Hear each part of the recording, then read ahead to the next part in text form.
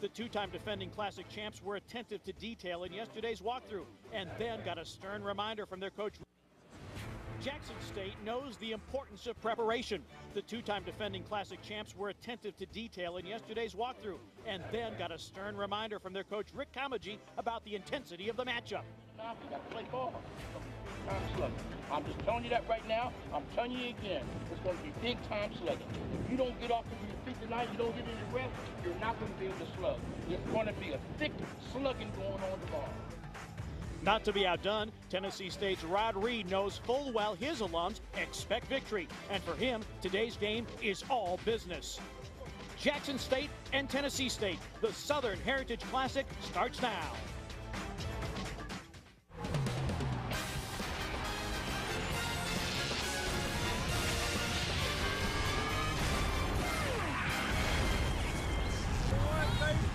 Fans have been partying and tailgating all day long here at Memphis. They've listened to the blues, they've made some barbecue, they've heard the battle of the bands. Oh no, by the way, 60 minutes of football straight ahead for bragging rights in the Mid-South between the Jackson State Tigers and the Tennessee State Tigers.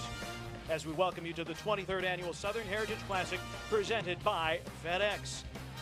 From the Liberty Bowl in Memphis, Tennessee, Jackson State at 0-1 and Tennessee State at 1-0 on this young college football season collide in the Southern Heritage Classic.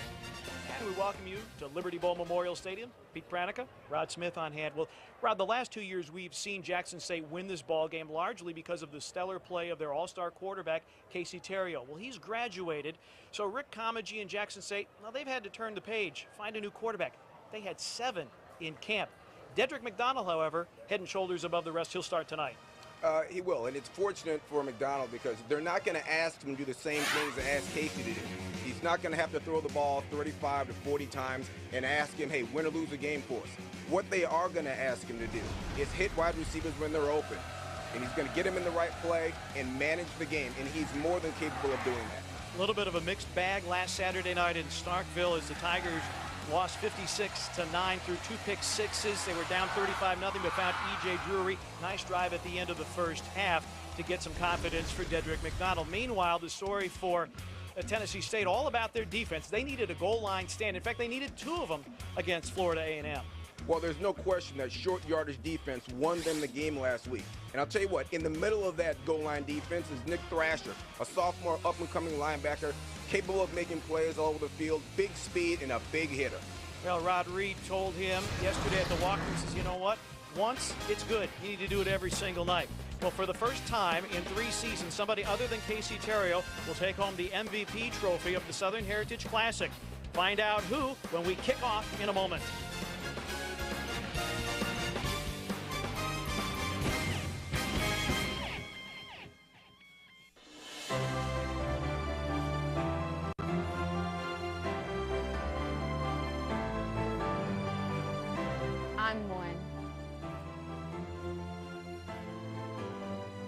I'm one.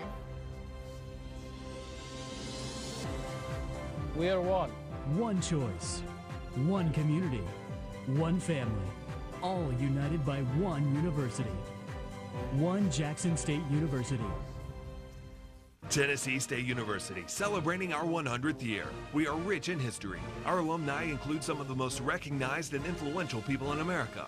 We provide students a wide range of academic programs and scores of different degrees to choose from. TSU is the #1 university in the state in graduating academically talented students who become service-oriented leaders in their professions and communities. Our graduates are prepared to succeed and make the world a better place. The only thing missing is you. Tennessee State University, celebrating success. Good job! I'm fired up! You fired up! I'm fired up! You fired up! You fired up! We fired up! You fired up! We fired up! I'm fired up! You fired up! I'm fired up! You fired up! You fired up! And we're all fired up for some college football from the Liberty Bowl. Jackson State and Tennessee State. Jackson State won the toss, deferred to the second half. Tennessee State will receive. And Rod Smith, how about those AutoZone keys to the game for auto parts, accessories, and advice you need? Get in the zone with AutoZone. Well, for Jackson State, I think it's simple. They need to establish the run on offense and stop the run on defense. If they don't win the physical battle, they won't win the battle on the scoreboard either. All right, for Tennessee State, it's critical that they play with some discipline. Last week, they gave up 4 sacks, fumbled it 3 times, and had 20, count them, 20 penalties for 178 yards. If they play sloppy football like that today, Jackson State will hang 50 on them. Those the AutoZone keys to the game. That's the freshman Ryan Deasing from Nashville, Tennessee. He kicks it off, and it floats to Weldon Garlington. Garlington with a seam up the middle, dragged down to the 29-yard line, and Tennessee State will start 1st and 10 from their own 29-yard line. They'll come out with their quarterback, Michael German, a redshirt sophomore from Pompano Beach, Florida. Tennessee State, a winner last Saturday at home in the John Merritt Classic. They needed a couple of goal line stands. They got off to a 17-0 start. 9 minutes remaining in the 3rd quarter, and needed a defensive stand or 2 to salt away the victory, as you see the numbers for German. Travis Ward gets the call across the 30 to about the 35-yard line. Travis Ward, redshirt junior from Fort Lauderdale, Florida. He is a powerful runner, and Rod does not lack in self-confidence. No, he doesn't. He's a very confident kid, and you see Coach Reed starting his game plan with a stretch run to the left side where he has those 3 All-American linemen, the guard, the center, the tackle, all those guys are studs, and they open it up with a classic run play. Pickup of 5 makes it 2nd down and 5. 3 wide receivers, I tandem. Again, Ward slanting off of right tackle, dragged down at the 38-yard line. And Rod, when we talk about difference makers, obviously Travis Ward is one of them. Along with A.C. Leonard, a transfer from Florida, they think he can do big things out of the tight end position. And on defense, we talked about him in the open, Nick Thrasher. Yeah, Ward's 210 pounds. But you watch him on film, and he runs like he's about 235, 240. He tends to break tackles. If anything, guys will get into his legs a little bit. But if you don't get his legs, he's going to run right over the top here. He's a powerful running back. And Ward now the lone setback on 3rd down and 2. The line to gain is the 39 for Tennessee State. German's first pass of the night. Broken up. The defensive coverage would have been good for a 1st down. Hill was there defensively as we're trying to get it to Devin Wilson. Well, you got a little tight end rollout here. Bang, fits it right in there. That's a good throw. You've got to catch that ball. The only place you can put it is high. You got to make that catch. So 3 and out for Tennessee State on their first possession. Quay Cox drops back to receive the punt. Jamin Godfrey.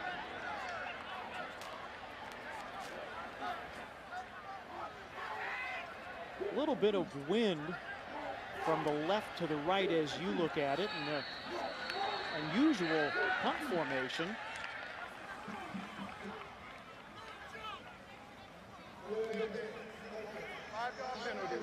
Remain 4th down. Trennis Livingston is our referee tonight, and first infraction goes against Tennessee State, so that will back them up 5.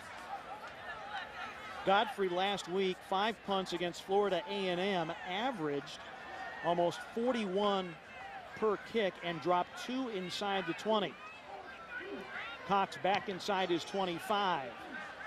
Short kick. Cox will let it bounce, picks it up on the bounce, dangerous move, and is swarmed under at the 26-yard line. That is where they will mark it. Quay Cox, very short return, starting cornerback for the Jackson State Tigers, who really struggled against Mississippi State. You look at Dedrick McDonald last week, 14 of 27, did have a touchdown, but had 2 pick sixes and was sacked twice. It was a rough go for him. Yeah, he didn't get much protection, and his wideouts didn't give him any help. You know, 2 of those interceptions bounced off receivers, and then they were picked off, and then they were scored on. So you can't attribute all that to the quarterback if he fits it in and the wideout doesn't make the play. Shotgun, empty backfield for McDonald. And throws inaccurately in the direction of Michael Perkins, a sophomore from Valparaiso, Indiana. One of the things that Rick Comegee talked to us about during the week, the fact that McDonald showed confidence, showed leadership, and that's why in a very crowded field of quarterback candidates, he got the nod. 2nd down and 10.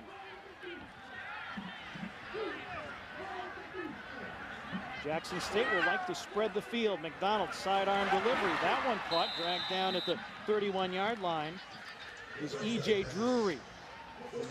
A year ago, Drury was a wide receiver. Now he's a tight end, and he's also one of the difference makers, along with another outstanding receiver, Enrico Richardson, and on the defensive side of the ball, Joseph LeBeau. Yeah, LeBeau with the 16 sacks last year set a club record. And Drury has a tight end body, but wide receiver type skills, as you can see in that last play.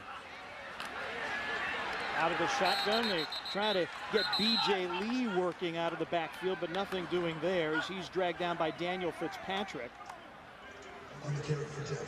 Lee, one of the few players for Jackson State under 6 feet tall, very elusive, but not that time. Daniel Fitzpatrick had that one smelled out very well, and so both teams with a 3 and out in their initial possession of the ball game.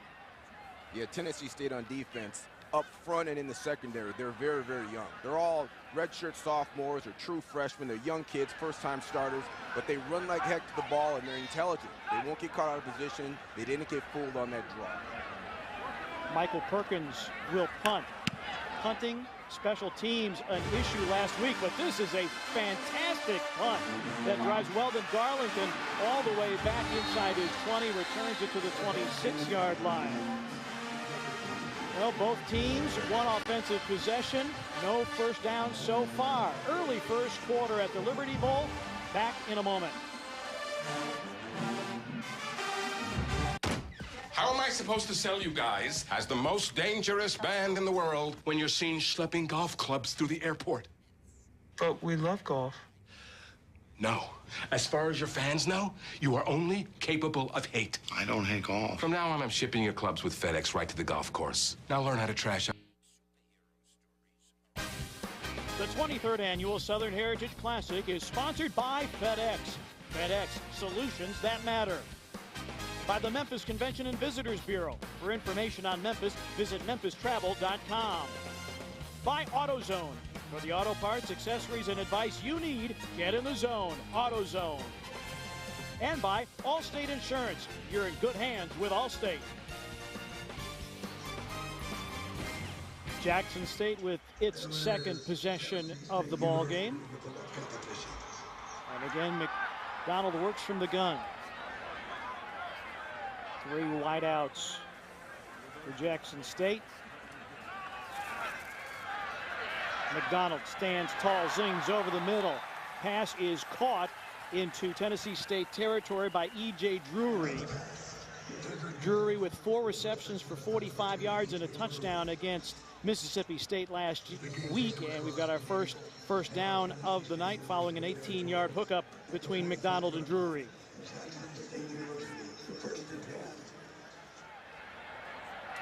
Ball spotted officially on the 45-yard line. 4 wideouts from McDonald in the gun. And that one underthrown. Coverage by David Van Dyke, intended for Tobias Singleton.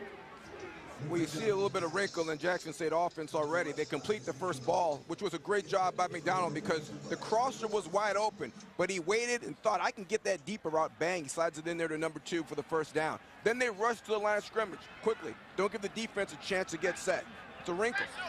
Trying to work a no huddle. That last pass intended for Tobias Singleton. He's a transfer from Ole Miss. They feel he can be a difference maker. And one of the things that was an issue as a handoff on a delay, B.J. Lee. Lee, big hole, rumbles past the 30 and is marked down at the 28-yard line. And Jackson State again hurrying to the line of scrimmage following a 17-yard dash by B.J. Lee. Yeah, just an inside trap jaw. You got a little B.J. Lee in there at 5'7". How are you going to find him? Bang, first down. But one of the issues against Mississippi State, they didn't really spread the ball around to their playmakers, and Jackson State has some quality playmakers. That one caught at the 20-yard line. Rico Richardson making his presence felt. Set a high with 7 receptions last weekend against the Bulldogs. Just a mini 5-stepper, little curl out. And I'll tell you what about Richardson. Richardson, yeah, a little curl outside. Richardson's got big-time speed. He's a 4.443 guy. 7 catches for 93 against Mississippi State. They could not cover. Stephen Godbolt with the coverage, pickup of 9.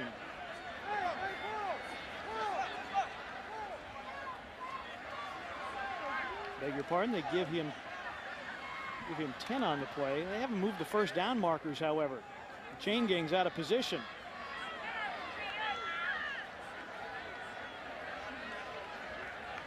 And they will wave the chain crew into position. Jackson State a year ago averaged almost 491 yards of offense per game, the majority of it through the air. That deflected at the line of scrimmage off the head of Samquan Evans, number 93. Evans was a key figure rod in both of those goal line stands last week against Florida A&M. Well, here we have the same route that they ran to start this drive, a gain of 25 yards, but both receivers make a mistake. It's a mental error. There's one guy supposed to run the deep dig. Instead, they both run crossers and bump into each other. And Antonio Harper actually got a hand on McDonald's arm. 2nd down and 10. Lee, nice change of direction, but can't slip away from Nick Thrasher, who led Tennessee State with 11 stops last weekend against the Rattlers. Yeah, Thrasher makes a nice play there on the blitz. I told you he's got big-time speed. He makes a lot of plays all the way to the numbers from that middle linebacker position. He's impressive. Pickup of just 1, making it 3rd down and 9.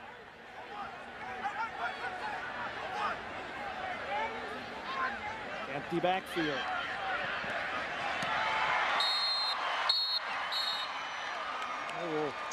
They will rule that an incompletion intended for Rico Richardson. Well, I'll tell you what, we go nobody in the backfield. Richardson, does he make the grab here? It is ruled incomplete, and there is no instant replay in look, FCS. I'm a former defensive back, so you're asking the wrong guy. Of course I am. If you think it's going to be a completion, I'm not the dude. Ryan Deasing, the freshman place kicker, sets McDonald right at the 25-yard line. 35-yard attempt for Deasing. Last week he made from 25 and missed from 42. And a timeout has been taken with 8:39 remaining here in the first quarter. Richardson couldn't reel it in. Deasing will try for 3 when we come back. Your car is everything. Jackson State has moved it 46 yards in 7 plays. Ryan Deasing trying to get Jackson State on the board. A 35-yard field goal attempt. Freshman from Nashville, Tennessee, has range out to about 45 yards. McDonald, the spot, the placement, and the kick is right between the pipes for Ryan Deasing. The kick is good, and Jackson State, with that 46-yard, 7-play drive, draws first blood, and they lead Tennessee State 3-0. You know, in the scheme of things, it's more critical for Jackson State to get on the board early than it is for Tennessee State. Tennessee State is a grind it out, keep it close, beat your 10-7 type of team. But for Jackson State, if they can get in front of you, they can get a little lead. It allows Coach Comagee to really open up his playbook, to really get defensive wrinkles in there, to start blitzing you from all over. It allows Jackson State to play more aggressively when they get the lead early. Jackson State took that last time out because the play clock was about to expire. And also I think that's important for Deasing's confidence because he shanked the PAT last week, missed 1 field goal, made a 25-yarder. I think that's big for the freshman because these games, in fact, 6 of the last 7 have been 1-possession ball games. You're going to need your kicker. Now I know as a former DB you don't like kickers necessarily, but I don't mind kickers. I don't mind kickers so much. Yeah, he made that one, and you're 100% right. It's good for his confidence. Get your kicker going early, give him a little chip shot, and hopefully late in the game he can come through again.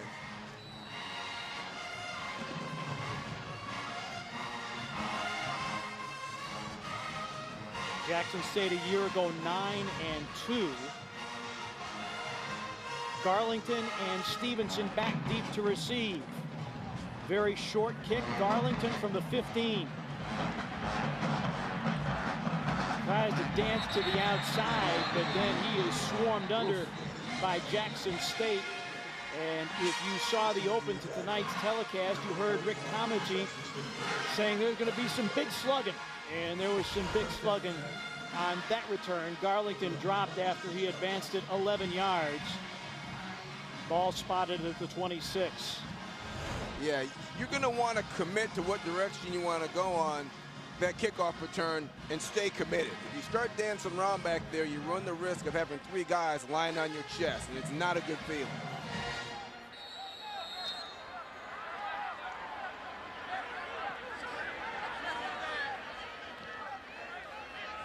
German works under center.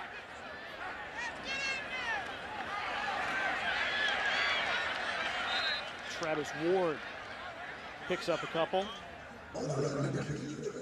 Both of these coaches are smash mouth coaches. I mean, Rick Comici maybe a little bit more offensive minded, but both of these guys, this is back alley, button your chin strap. I'm going to butt you in the mouth and hit you as hard as I can. That's how they coach football. Yeah, I mean, Coach Reed at Tennessee, being a former linebacker, his dad being an All-American guard, playing for the Redskins, he loves the run game. 2nd down and 7.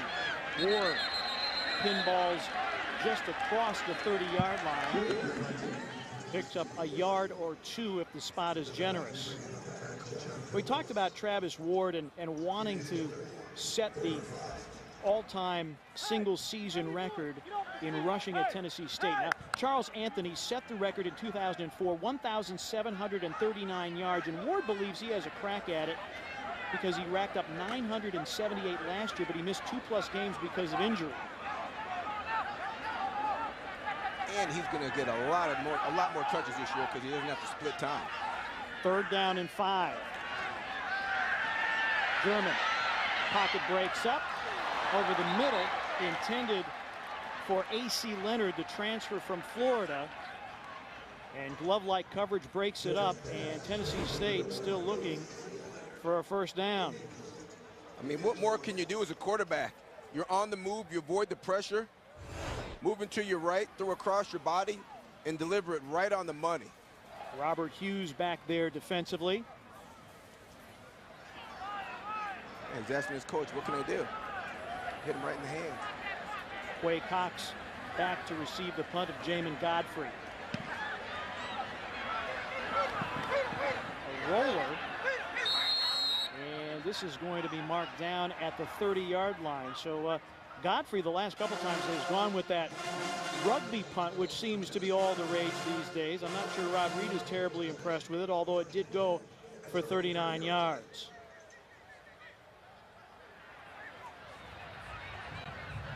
Football will be placed at the spot of first illegal touches.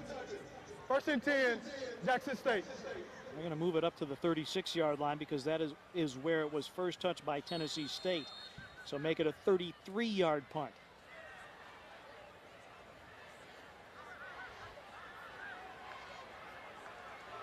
Stephen Kapler, the center for Jackson State, prepares for the shotgun snap. And whistles stop play. False start on the offense, 83. 5-yard penalty, remain 1st down. False start by Rico Richardson. You expect that perhaps from your offensive line, but not from Richardson. It's a good experienced offensive line. Zion Pyatt, Jordan Arthur, Stephen Kapler, a senior, a junior, and a senior. Left tackle, left guard, and center. Second, I beg your pardon, 1st down and 15. And the pass broken up by Godbolt. Godbolt makes a great break on this.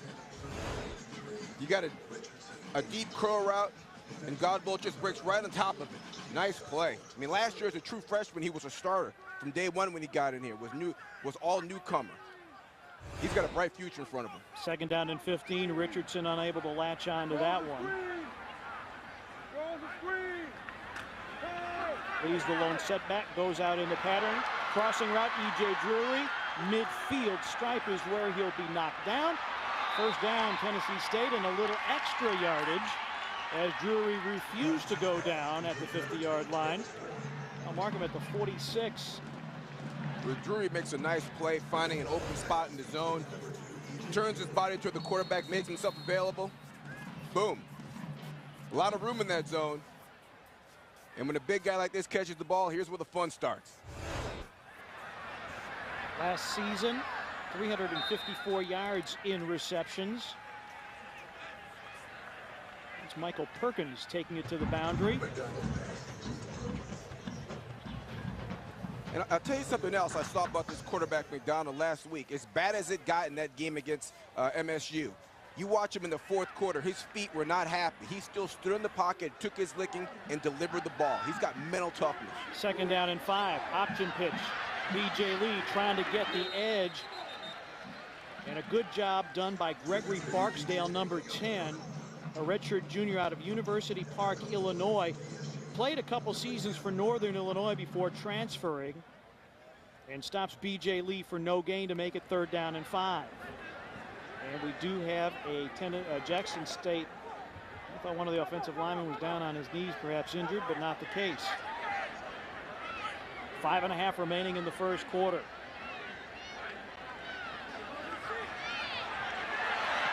McDonald, pocket breaks up, hit from behind. B.J. Lee covers up the fumble.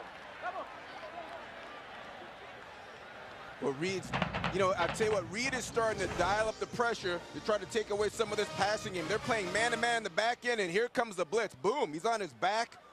Good awareness by Lee to cover that ball up. He would have showed greater awareness if he picks up the blitzer. Hey, that's a lot better than covering the fumble. Antonio Harper and Gregory Barksdale were on the blitz, and B.J. Lee more or less whiffed on the attempted block of Barksdale. Brings up 4th down.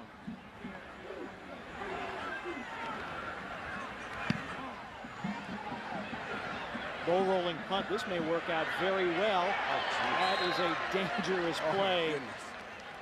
As Garlington dives on it at the 6-yard line.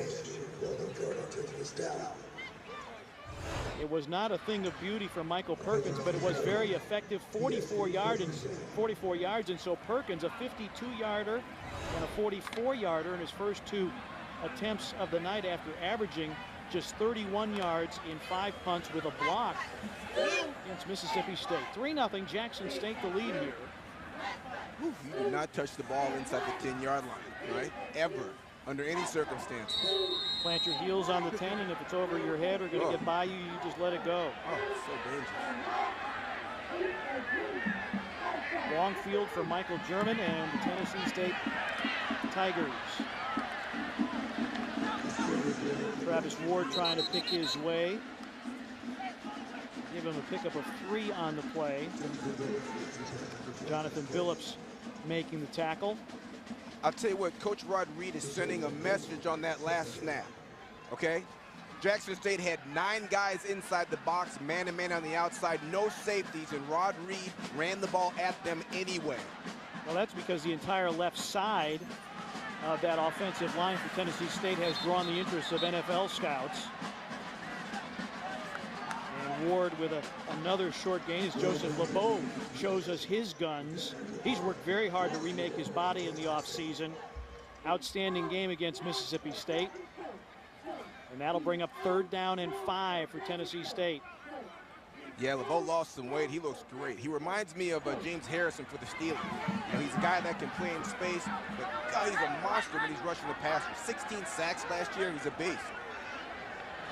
4 wideouts, single back set, out of the shotgun. German, good solid pocket. Ward has it, has 1st down yardage across the 20 to the 23-yard line. And Travis Ward doing it all for Tennessee State at the moment. Last season he made 12 receptions for 144 yards and slips out of the backfield to give Tennessee State the 1st down on a 13-yard pickup. Good move by Ward. He realized there's no blitzer on that side. It's man-to-man coverage. Makes himself available in the route. Move the chains. German with an audible. 4 wideouts.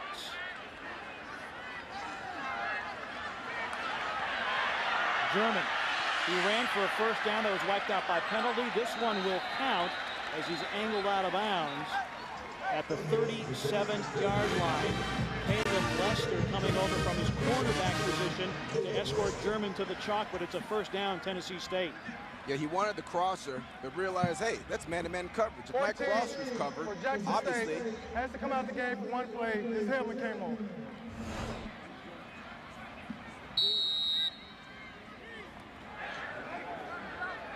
Joseph LeBeau has to come out of the game for a play. You lose your helmet on a play. It's a rule that you must sit out a play, and that was announced on the public address system by our referee, Trinus Livingston. First down and 10 from the 37. Ward slicing through. Close to first down yardage, but I think they'll mark him a yard short. Pickup of 9 for Ward. Just your basic stretch play to the right. Get a hat-on-a-hat offensive lineman. Back gets to pick his hole. He's got a big lineman out in front of him. Travis Ward says, I'm going right past him. I'll get this first myself. Second down and 1 now. Tennessee State putting together a good drive, which started inside its own 10-yard line.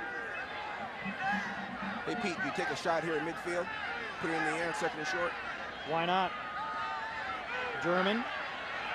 Ward out of the backfield into Jackson State territory. First down, Tennessee State, and it's become the Travis Ward show as he carries to the 43-yard line, dragged down by Cameron Loeffler. And did you watch Travis at the end of this play? Get low, get his head down, and drive his helmet forward. I'll tell you what, he hit you a couple times with that shot, and it gets old real fast. Now Ward will carry around the right side, inside the 40 to the 39-yard line, and Loeffler is there again to greet him. One of the things about Michael German that we were told during the week is Rod Reed almost has to put the reins on him because he thinks he can make every play, make every throw. So between him and Travis Ward, there is no shortage of confidence on the offensive side of the football for Tennessee State. No, there's no lack of confidence there. First timeout, Jackson State. It would be a 30-second timeout. Timeout taken here. Jackson State is charged for the timeout. Second down and 6. Ball on the 39-yard line for Tennessee State. One of the things that has really defined the Southern Heritage Classic, particularly over the last 7 years, Rod, how close these games have been. And it really is one of those situations where you throw the records out the window. This is, and Rod Reed said it last night, he said, you know what, this is our bowl game. And as a result, 6 of the last 7 have been one-possession margins at the end. They're always played close. They're always played with a ton of intensity. You know, it doesn't go on your conference record, but both of these groups of fans in these schools know each other. They have friends and family that went to the other school, but it's personal. Second down and 6. I asked both coaches about the rivalry, and both of them said it's obviously important to us as a football team, but it is even more important to the alumni of the respective schools. This is really all about bragging rights. Popping through on the left side, Telvin Hooks, so Travis Ward getting a break, and Hooks, a redshirt freshman from Edgewater, Florida, who carried for 34 yards last week against Florida A&M, gets his first call of the night. I mean, look at that. Those 3 guys on the left side, all being scouted today by pro scouts on that offensive line. Everybody's blocked. All the back has to do is find an open hole, and he's going to get an automatic 5. Well, Jackson State coach Rick Comagee talked about a big-time slugging. Right now, Tennessee State is doing the slugging. With a first down at the 33-yard line. And German's going to have to call a timeout. Tennessee State will be charged with this timeout. German moved into the starting role Tennessee State in the Air Force game. Timeout. Jeremy Perry, a Memphis product, was the starter the first part of the season, and German really came on, so much so he was the Ohio Valley Conference Freshman of the Year, completed 57% of his passes. Oh, he's got a big arm, a ton of confidence. And as you saw by the throws, even though they weren't completed, he's hitting receivers in right on the hands, on the move, avoiding pressure. I love what I see about him. You watched him in practice and walkthrough yesterday. He's got the great ability to throw the football on the move. That's rare, especially for a young kid. And if you heard his post-game press conference from last week, he sounds like a senior. Pete, I'm watching his press conference. I say, maybe he's done 20, 30, 40 of these. He's so poised, so well-spoken. I'm not surprised that he had a great year last year, and he's impressive. In high school, he was the Broward County Player of the Year. I tell you, that part of Florida, they play some awfully good football. Yeah. First down and 10 from the 33. Offset eye, play action. Got him. German got a man wide open, but just overthrew Travis James. Oh, just missed him. Just got a little excited and overthrew it. I'll tell you, we got a little play action pass here. Great protection, look at that. A veritable wall of blue, and James, who had a big game in the Southern Heritage Classic last year with 3 receptions for 115 yards, could not reach that one. Second down and 10. Hey, Rod, you're right. They had James wide open. Yep. That's what you want. Fret and Ward, the backfield tandem. Ward's back in there, and he is whipped down by Carter. Jamal Carter, the senior from Livingston, Alabama. Now, Michael Dukes, who starts at one defensive tackle, injured. Luis McLeod getting a start tonight. Jamal Carter working with Jonathan Billups as well on the defensive line, and Carter makes the stop. That's a good example of what Jackson State did not do last week. Okay, they're talented on defense. They have 8 starters back. They were so concerned with playing their position, they weren't making plays. It's one thing to contain the play. It's another thing to contain the play and then make the tackle. Well, we will contain the play, make the tackle, and get ready for second quarter action. Jackson State, a 3-0 lead, but Tennessee State is on the long distance march here at the Southern Heritage Classic. 15 in the books in Memphis, 3-0. Jackson State, with Tennessee State knocking on the door.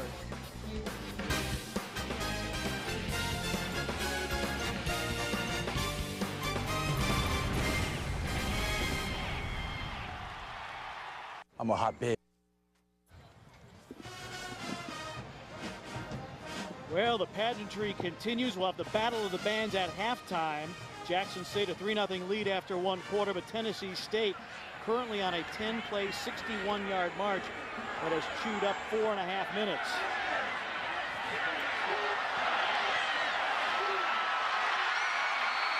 Wow. Down at the 1-yard line, Vernon Fred. They do not use, Tennessee State, they do not use their fullbacks as rushers, but as receivers, yes, they do. Great play by your quarterback. Bang, 7-step drop and a rollout. It's a dash. And just hits a man on the move. The best part about the play is German avoiding the rush. He'll move to his right, make a guy miss. Get out of my way. First and goal. Ward stacked up.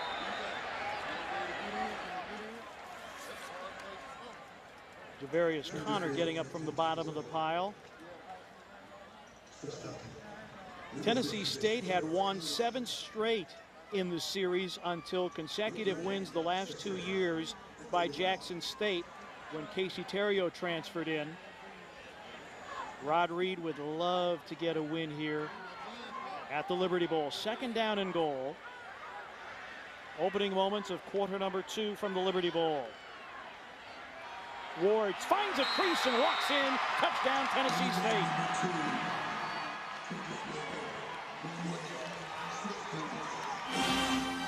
Ward had a rushing touchdown and 124 yards last Saturday against Florida A&M, and he puts Tennessee State on top. A good crease over the right side of that offensive line. Demetrius Rainey and Robert Myers, Sherman Carter, the center, paving the way. Yeah, great job by Ward. I believe that was a misdirection handoff, and he was supposed to take that ball across the center to the left. He made the little hop step. He didn't see anything over there. He goes back to the right, touchdown. Godfrey's PAT is true. And how about this? A 94-yard drive, 13 plays, 5 minutes, 38 seconds. And Rod, this drive did not get off to the very best start because Garlington misplayed that punt and forced them to go the long field. But Tennessee State and Travis Ward equal to the task, a 7-3 lead for TSU.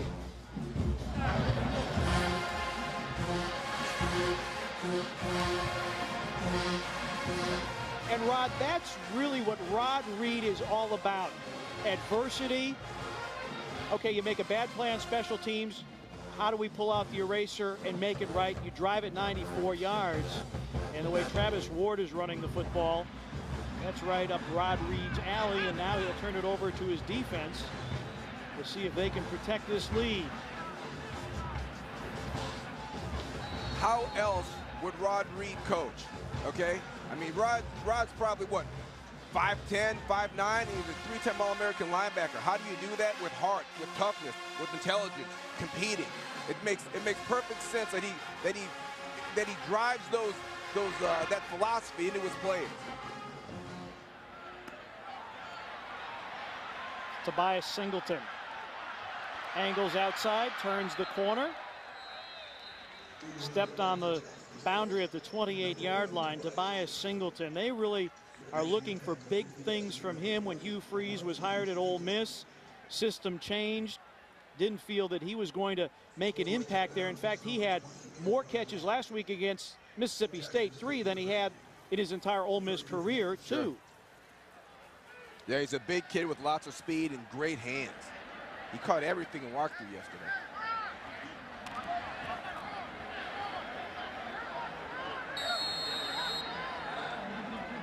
McDonald will work from the shotgun following a 23-yard return by Tobias Singleton.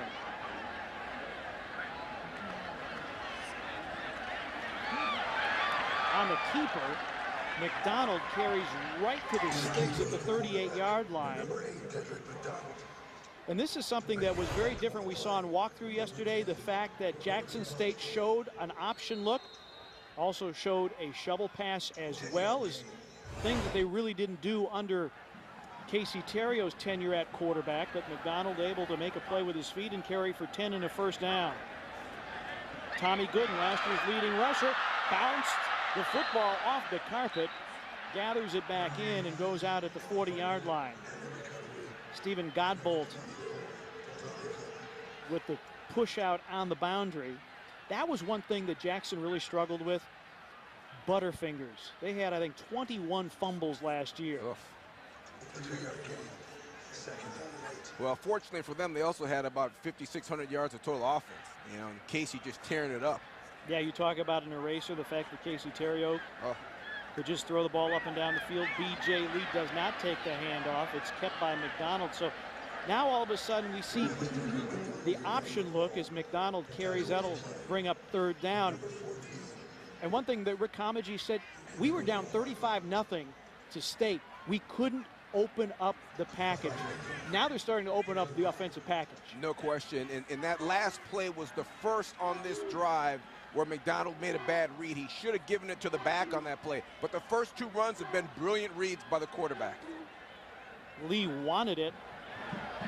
Stays in to block. And McDonald gets rid of it. Pressure being applied by Anthony Bass. He's very close to grounding. He was within the tackle box. And well, you got to get a hand on him, right? I mean, you can't give him a free release to your quarterback. You got to bump him. You don't have to block him, but just bump him, break his path. You can't let him just run straight to your quarterback. Zion Pyatt, the left tackle, was the closest guy to that pass, and McDonald's going to gather himself. A swing and a miss. Swing and a big miss. Garlington and Ryan Berry back deep to receive the punt of Michael Perkins, who has punted the ball very, very well.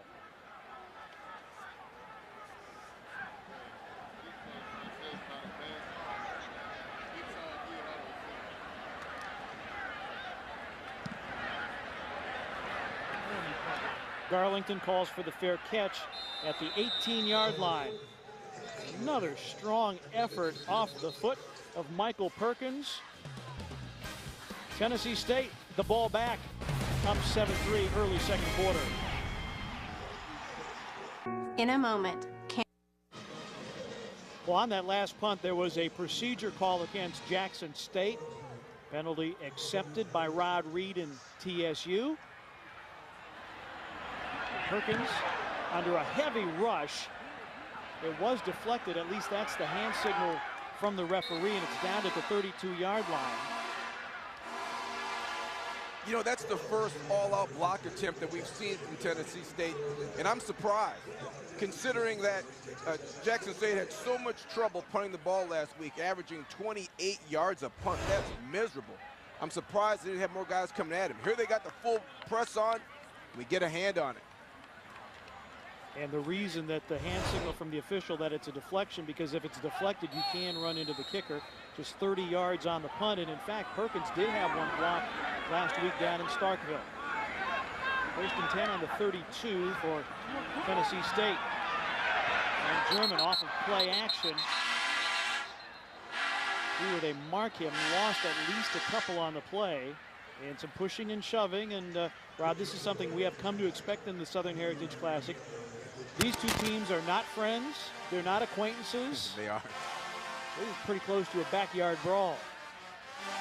Yeah, they're going to get after it. It's going to get physical. And if you lay on the opponent's quarterback, there's going to be a problem. Like there's my man, like James Harrison, the Bow. 16 sacks last year. Now he's already got one. Great player. He's trying to intimidate the other team a little bit. You're going to grab a sophomore quarterback and rough him up a little bit. Tennessee State's not having that. There's going to be some pushing and shoving you can count on. 75 tackles a year ago, and was there a penalty on the play? I did not see yellow on the field. Rod Reed may be upset that his quarterback's getting taking some shots into the pile there. Inadvertent whistle on the play. By rule, coach elected to replay the down. First down.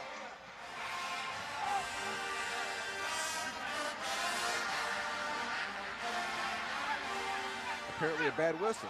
Okay. The whistle doesn't work. So a replay of the down. So wipe out that last play. First down run for Tennessee State. Telvin Hooks working off the right side. One of your AutoZone keys to the game, Rod, TSU had to avoid penalties because they had 20 last week. A very different story. And those first two came in rapid succession. After that, they've been clean. Yep. So far, so good. The game's starting to get a little chippy now. Jonte Gleaves, the fullback. Hooks is the tailback, and he'll get the call. Carries for 3. Javarius Connor getting up from the bottom of the pile. Hooks is a redshirt freshman from Edgewater, Florida. So this is really his first season. He was redshirted last year, played his high school football at New Smyrna Beach High School, and a Florida State All-Star. Yeah, Coach Reed believes in letting kids develop into college football players. Last year, redshirting all of his freshmen, excluding 2. Third down and 8. They need the 42-yard line. German, nice little drag route. A.C. Leonard in space into Jackson State territory and finally shouldered out of bounds at the 29-yard line by Quake Hawks. Number 40, we have to leave the game. A.C. makes a great play running across the field, giving his quarterback a window to throw the football. And this is what I'm talking about, the transfer from Florida. All right, he's got wide receiver skills and a tight end body. I mean, linebackers cannot stay with him, and cornerbacks are going to have a hard time dealing with his size. A pickup of 34, and Tennessee State is on the march again. They trailed 3-0 after one quarter, but in the early stages of this quarter, they completed a 94-yard drive. German flush from the pocket, spins around, stays on his feet, throws, and it is caught. Hooks able to hook onto it and take it to the 22-yard line. Cameron Loeffler with the tackle. That is nasty. And I tell you what, I see. I see a kid with a ton of heart and a ton of confidence. I can make this play. I will keep this alive and deliver this football and move the chains. You've got my ankle, I got to gain a 7. How about that? That's exactly what Rod Reed told us earlier in the week. He said, I have to rein this kid in because he thinks he can make every play and every throw. That may be one of the more unusual throws and completions you'll ever see, and a flag comes down, and I think we're going to have a false start on Tennessee State. Prior to the snap, false start, 81, offense, 5-yard penalty, remain second down. Joe Bowens, the true freshman from Greenville, South Carolina. Yeah, if you're making penalties as a true freshman, you can find a permanent spot on the bench real quick with Reed, I promise you. Pre-snap penalties were a problem for them a year ago in this game. So 2nd down and 8. Hooks, lone setback, big gaping hole up the middle, runs into the umpire and takes it down to the 11-yard line for a Tennessee State first down. Mike Hill the tackle. I'll tell you what, referee, you better put on the white jersey and a helmet or get out of the way. Here comes Tennessee State's run game right up the middle. Look out! And he's down. Is he okay? He looks all right. Is he all right? You good? All right. Paul Myers got run over. 16-yard pickup. And bouncing to the outside and nearly taking it to the pylon. Boy, I tell you what, Talvin Hooks has really showed well. Everybody wants to talk about Travis Ward, but now Hooks has made his presence felt. Yeah, he's got the hot hand. He's got the hot hand. He's seeing that stretch run play. And folks, they're running 2 plays. Stretch left, stretch right. That's it. It's not complicated. Hooks, the lone setback on 2nd down. Cuts back and then is dragged down by Jamal Carter.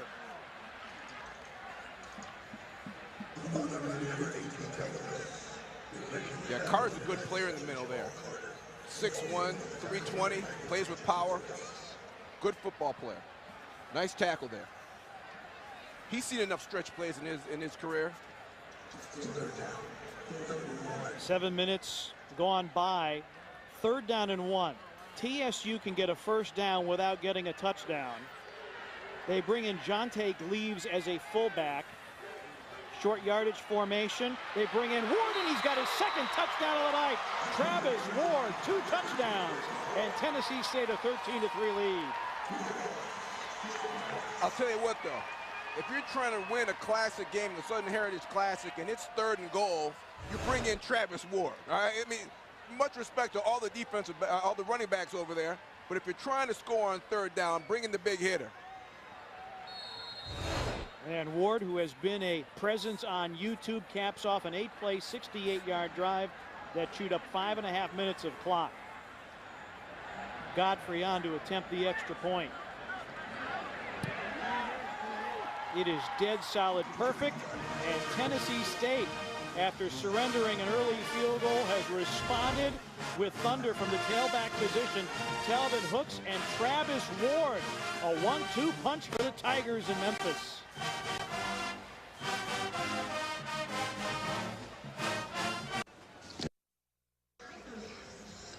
I'll tell you what, Travis Ward putting together a very, very nice game for himself, capping off 2 strong drives by the Tennessee State Tigers to take a 14-3 lead.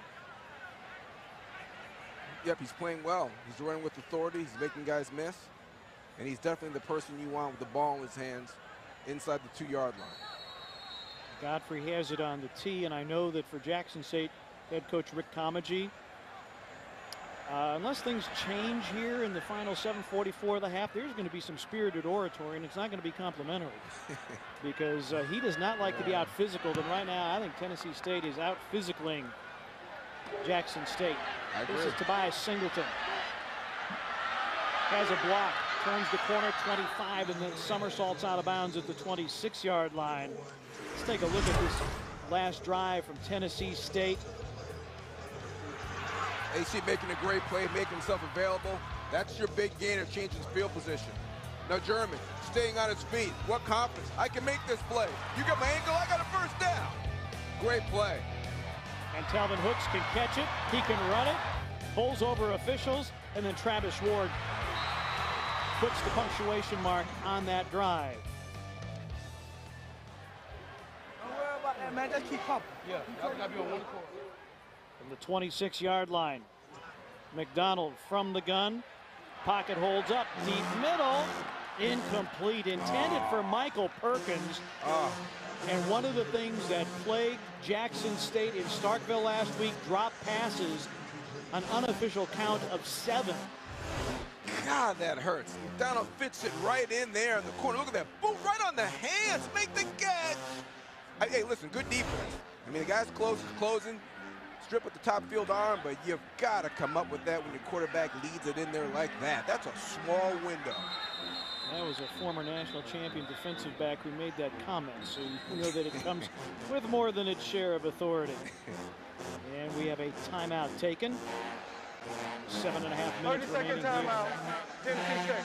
in the first half. Tennessee State takes this timeout with Rod Smith, a national champion with the Fighting Irish back in 1988, and former NFL DB. I'm Pete Pranica. Glad you are with us for this 23rd edition of the Southern Heritage Classic presented by FEDEX. We have the AutoZone halftime show in 7.5 minutes of clock time. The Sonic Boom of the South from Jackson State and the Aristocrat of Bands from Tennessee State. Just fantastic performances. They are the heart and soul of their respective institutions. And we'll also have first half highlights and stats. That's all coming up at the half, the AutoZone halftime show. Well, Jackson State dedicating this season to former Tiger Vincent Jones, who passed away following a battle with cancer. He was diagnosed with cancer shortly after reporting to campus in the 2011-2012 academic year. Second down and 10.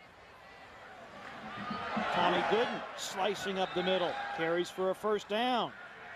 Haven't seen a lot of Tommy Gooden. B.J. Lee is the starter. Actually, started Lee and Gooden together. Antonio Harper and Jack Endem with the stop. That's the nice read by McDonald to give the ball to the fullback or tailback in that situation. And Gooden runs with authority. I really like him as a running back. He knocks people down. Option pitch. This is B.J. Lee going to the outside, and he gets his world rocked by Antonio Harper. Antonio Harper, safety, a tackling machine. 49 tackles last year. You'll see him come up here and deliver the blow. Just a great tackle. Look at him. Good base, head out in front, bringing his arms. Just textbook. And David Van Dyke coming up from his free safety spot with the initial hit. 6:45 remaining. First half. Jackson State facing second down and 10. And that pass behind the intended receiver, E.J. Drury. Ronnie Vincent, a transfer from LSU, on coverage for Tennessee State. Jackson State staying in the no huddle. And Tennessee State now making its defensive substitutions, adding an extra defensive back. Third down and 10.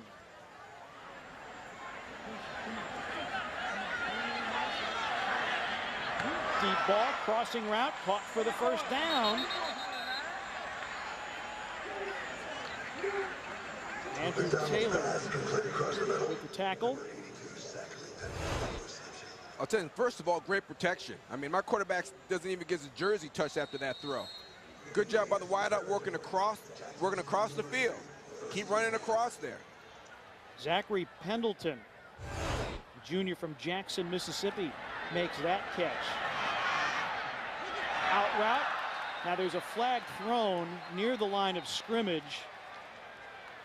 Jackson State was also looking for an interference call against Daniel Fitzpatrick. They're trying to get it to Pendleton, but the preliminary indication, a hold against Jackson State.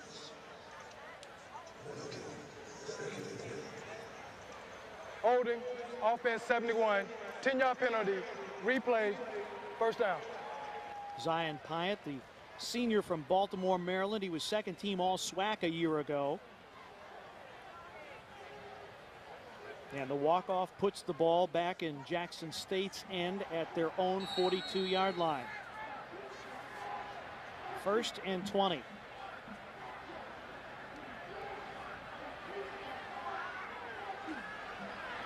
McDonald back on 3. Pump fake, zings it over the middle. And a catch by Rico Richardson, and that ball from Dedrick McDonald was thrown on a rope. Stephen Godbolt the tackle, but Richardson with the completion, about a yard shy of first down yardage at the 39-yard line. Richardson with the big-time catch on the slant, and you can see his speed. He accelerates across there like nobody else. Oh, bobbled snap, ball's out. Did McDonald get it back? I don't think he did.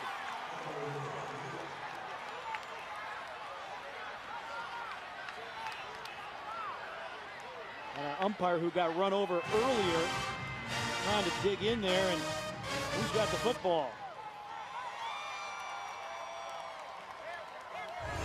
Jack Endem comes out of there with the football, but without his helmet. Just not even ready for the snap. The center's thinking it's a silent count. Hits his quarterback right in the stomach. For the first turnover of the game. It comes with 5:36 remaining here in the first half. And Jackson State actually, Rod, if you remember, had issues with shotgun snaps last year with Casey Terrio back there, that there were some snaps coming and he was not ready for them. Yeah, last year they were rolling him back, throwing him over his head. Absolutely, it was a disaster. For Tennessee State from their own 43-yard line, German back, gonna take a deep shot, but overthrown, intended for Devin Wilson.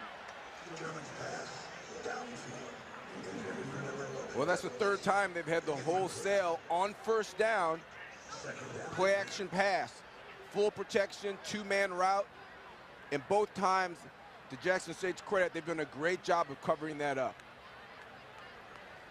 German engineering an offense that rolled up 401 yards against Florida A&M last Saturday in a 17-14 win. Here they lead it 14-3 over Jackson State. Stretch play to the outside, and Travis Ward ushered to the chalk after a short gain. That'll bring up third down. Did you just say German engineering? I mean that's brilliant. German engineer. Who writes for you? I mean, that is awesome. That was not a design play. I just made the best of a broken play right there. Third down and 8.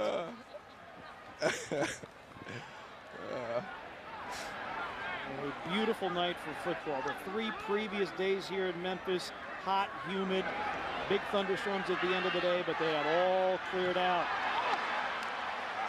Incomplete.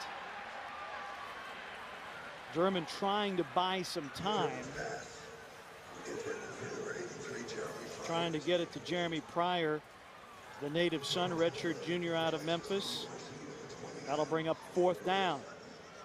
So it's a good play by that corner out there, recognizing the back going to the flat, which means if the wide receiver is working inside the numbers, he's probably going to run an inside route, jumps the curl, makes the play. That's good defense.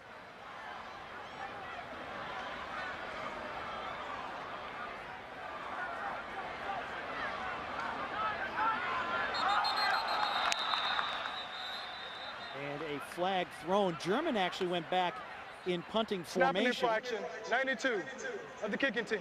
5-yard penalty, remain fourth down. Jamin Godfrey is the regular punter, but German can punt. And I asked Rod Reed during the course of our visit this week, I said, quick kick? He says, I'm not going to tell you. I said, I'm just suggesting if you have a quarterback who can punt, why not? But they'll go with Jamin Godfrey now, so they switch that up after the 5-yard walk-off. Quay Cox back at his 20-yard line, and the punt is blocked. Jackson State gets a block of the punt. Rico Richardson diving through and blocking the punt.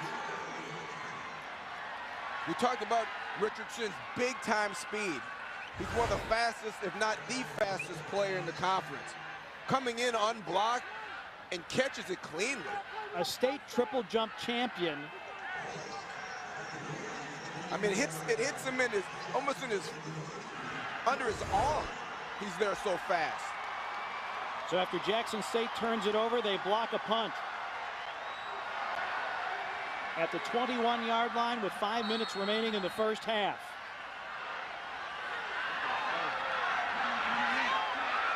Floats for the end zone, intended for Singleton.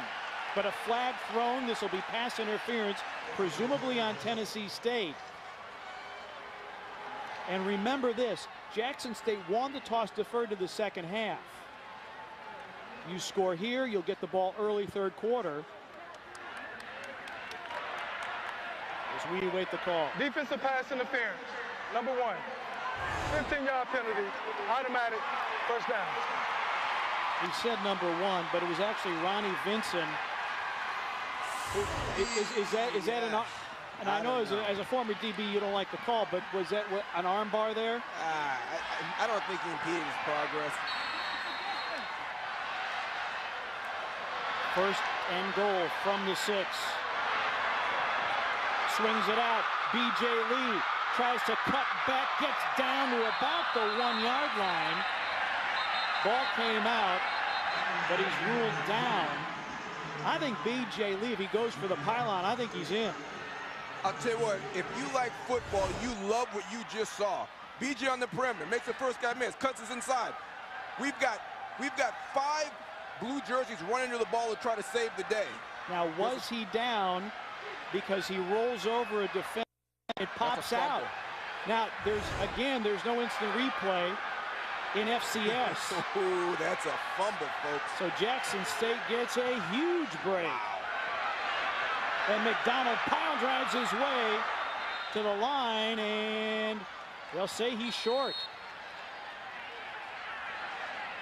Hey, remember, this is a Tennessee State team that held FAMU out of the end zone twice inside the 2-yard line. Third down. I mean, this is what they do. Well, now this is a huge development because the helmet comes off. That means that McDonald has to come out for one play. A sneak by Clayton Moore. Did they jump offside?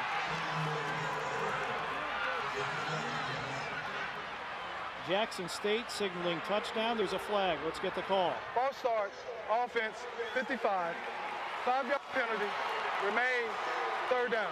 Jonathan Smith guilty of the infraction. Clayton Moore is a junior from Louisville, Kentucky, transferred from Akron, and he's in there. If not for the yellow on the field, it's a touchdown.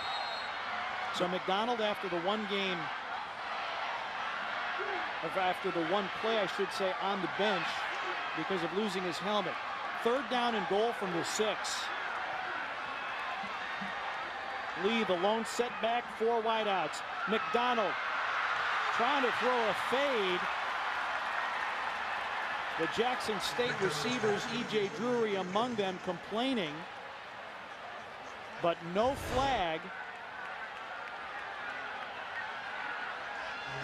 And Drury most certainly was held and spun around, in fact. He has a case. Yeah, he was held. That's interference.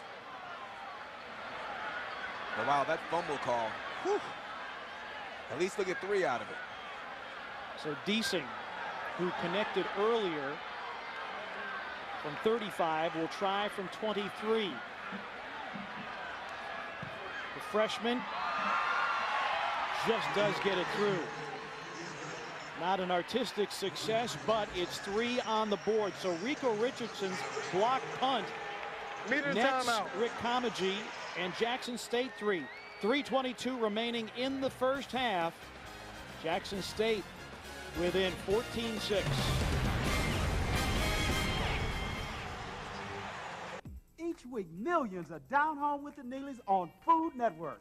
But to really get a flavor, you need to get on down to our hometown and see what's cooking in Memphis. You better get ready. There's something for every taste here in the Bluff City. We're serving up one-of-a-kind sights and world-famous sounds. And mouth-watering smells. So what are you waiting for, people? Put your troubles on the back burner and come see what's cooking. Visit MemphisTravel.com. With the best combination of torque and fuel economy, you don't just own the best-selling truck in America. You own anything the work week throws your way. Also comes in pretty handy on a Georgia Saturday. Get an additional $1,000 on top of current offers to score up to $5,500 cash back on F-150. Georgia Saturdays, built Ford tough. Our legal system relies on an important group of individuals who often may assist attorneys. Introducing the new Associate Degree Program in Paralegal Studies at ITT Technical Institute. This program teaches knowledge, skills, ethics, and abilities used in entry-level positions as paralegals and legal assistants. Take the first step. Learn more. ITT Technical Institute School of Criminal Justice. Education for the future. To find out more, call 1-800-488-0309 or visit us on the web.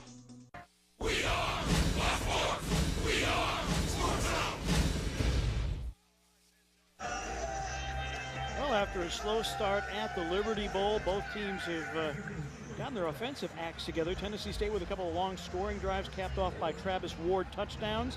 Jackson State with a couple of field goals yet to find the end zone. Head coach Rick Comagee had the best quote. He said, "I hate losing more than I like winning." And right now, his team's not winning. So he's hating in a big way. Yeah, he's an emotional, intense coach. There's no question about it. You come out and watch him in walkthroughs, which are walkthroughs, and he's screaming and yelling and getting after people, coaching them up. He's intense. Beasling will kick it off. Garlington and Martine Stevenson.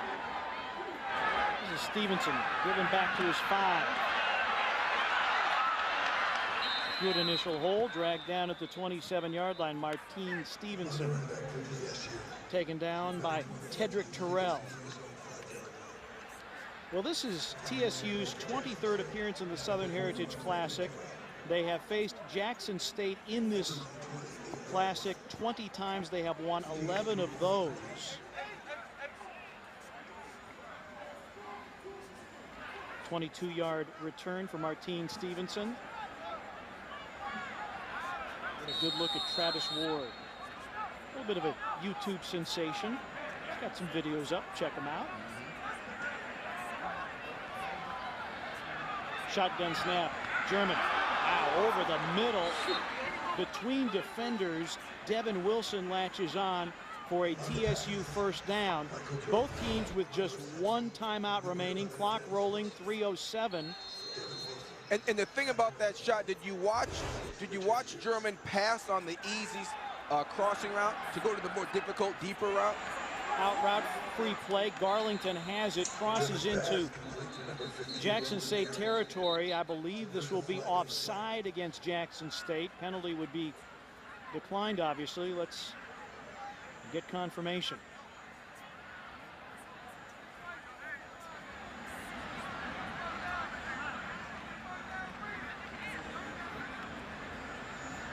Offsides on the defense, 56. That penalty is declined. 1st and 10. So 1st and 10. 12 yards on that last pickup. Ward into space to the 20. To the 5. Did he get to the pylon? Yes! Touchdown! Travis Ward, his 3rd touchdown of the half.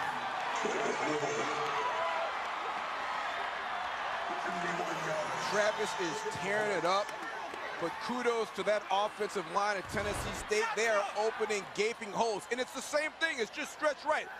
Nobody touches his jersey until he's on the 10-yard line.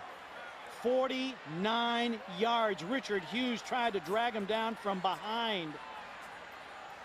So after Jackson State got a blocked punt, had to settle for 3, a 3-play, 72-yard drive in 32 seconds.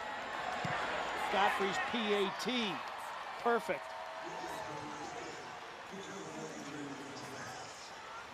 Yeah, Travis is playing lights out. He is reading this stretch run play. It's just perfect.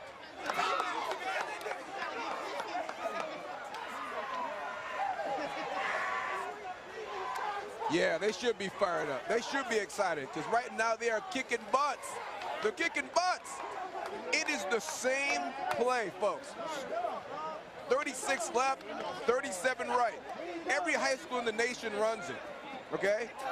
They are just simply outmanning, outmuscling, beating up the defensive linemen of Jackson State. It is simply a man-on-man football game when you're running the stretch run play. And a lot of desire by Ward there to get to the end zone. Now, we understand, Rod Smith, that we had the AutoZone keys to the game that you thought up. All my people at home, I do it for Lauderdale, baby. I love y'all. That's real, though. And we love you, too. Well, thank you very much. But Rod Reed said the key, we have to control the line of scrimmage and sustain drives. Mission accomplished. I mean, they are just flat whipping the front seven at Jackson State. I don't know if you need to bring somebody else into the box or start blitzing, but something's got to change.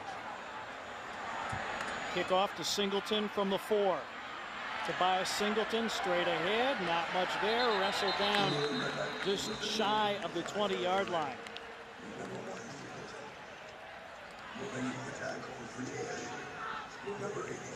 And Rick Comagee has seen his offense sputter, unable to score even in a short field after the blocked punt, settling for field goals twice tonight. And now 80 yards away from pay dirt, 2 minutes 36 seconds remain in the first half. But you've got Rico Richardson and you've got McDonald, you've got a chance to score points. Those two guys at any point in any play can score. McDonald, solid pocket crossing route, should have been caught. E.J. Drury on the crossing route.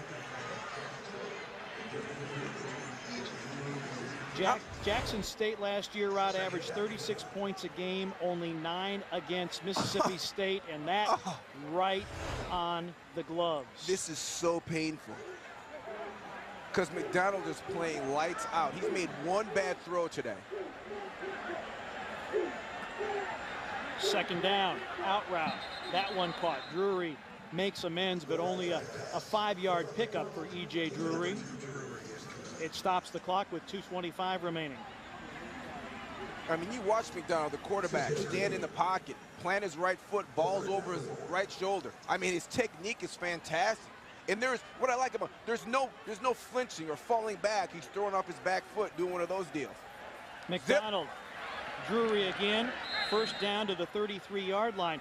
The only touchdown that Jackson State, as Nick Thrasher makes the stop, the only touchdown that J-State got last week, it was an end of first half 93-yard drive. And McDonald connecting with Drury for the only touchdown that Jackson was able to score. Which was pass interference. Which was a great throw, by the way, into the corner. It was. Godbolt is going to get flagged here for pass interference, trying to check Rico Richardson. Uh-oh. Yeah, is that Goldston? Stephen Godbolt. Godbolt. The double move, and all he could do is grab jersey. You know what? I don't mind that. You know, fans hate it. You get a defense, you get a penalty. But I'll tell you what, if a guy's about to beat me for a 60-yard touchdown pass, I'm going to grab his face mask if I have to. Do whatever it takes. This isn't the pros. Okay? It's not first and down, first and 10 where they make the penalty. On the offense, number 71. Defensive pass interference, number 22. Those penalties offset. Replay it down. That is the second flag against Zion Pyatt tonight. The senior from Baltimore, Maryland, hurting his team because that would have been a first down on the pass interference penalty. So we'll replay first down from the 33-yard line. Correction, first down.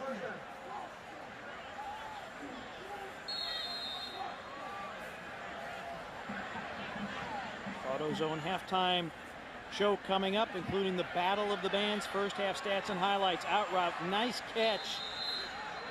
And spun around is Zachary Pendleton. Second catch by Pendleton. Does not appear on the Jackson State too deep, but getting some run tonight. You ask any pro scout, they will tell you the toughest route to throw is the deep outcut. McDonald made it look easy. Threw it from the opposite hash all the way out to the sideline, 15 yards deep. Zipped it in there. Boom. Sticks set, clock winds. A minute 40, first down at the 45 for Jackson State. Another crossing route, bobbled and then intercepted. Picked off Andrew Taylor with the interception. The redshirt junior from Dallas, Texas. Last year started every single game. Had a career best 7 passes broken up, and there the pick. And again, Rod, this it's a good ball. It's delivered well. Not a drop, even worse, an interception.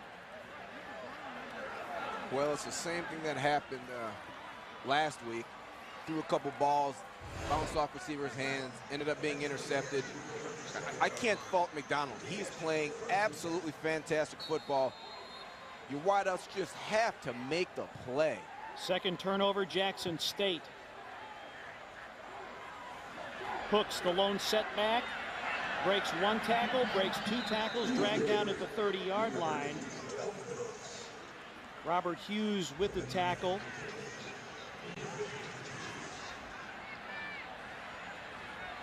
Here's Richard Hughes making the tackle. Decatur, Georgia. Second down and 4. 1 timeout for Tennessee State, trying to conserve it. German, blindside pressure, incomplete. There we go. Comegy's trying to dial up the heat now. Starting to bring some guys off the edge, try to disrupt this Tennessee State offense. Todd Wilcher coming in from the blind side. Wilcher, the leading tackler last year, got good speed, probably undersized, but makes a lot of plays. Leading the team in tackles is just leading the team in tackles. He's getting after people. Well, 7 tackles for loss last year as well. A playmaker indeed. Third down, pressure comes again, and a great defensive play out in the flat by Richard Hughes. Seek and destroy as he blew up that play. Hughes does a great job.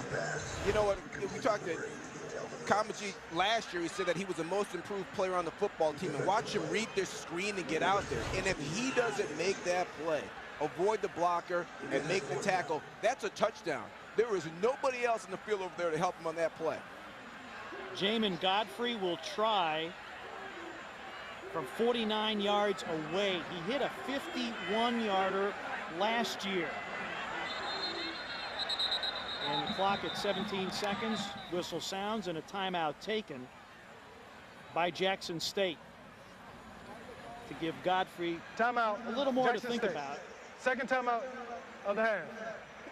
Godfrey connected on 16 of 24 a year ago. It's a 30-second timeout. Including that 51-yard field goal.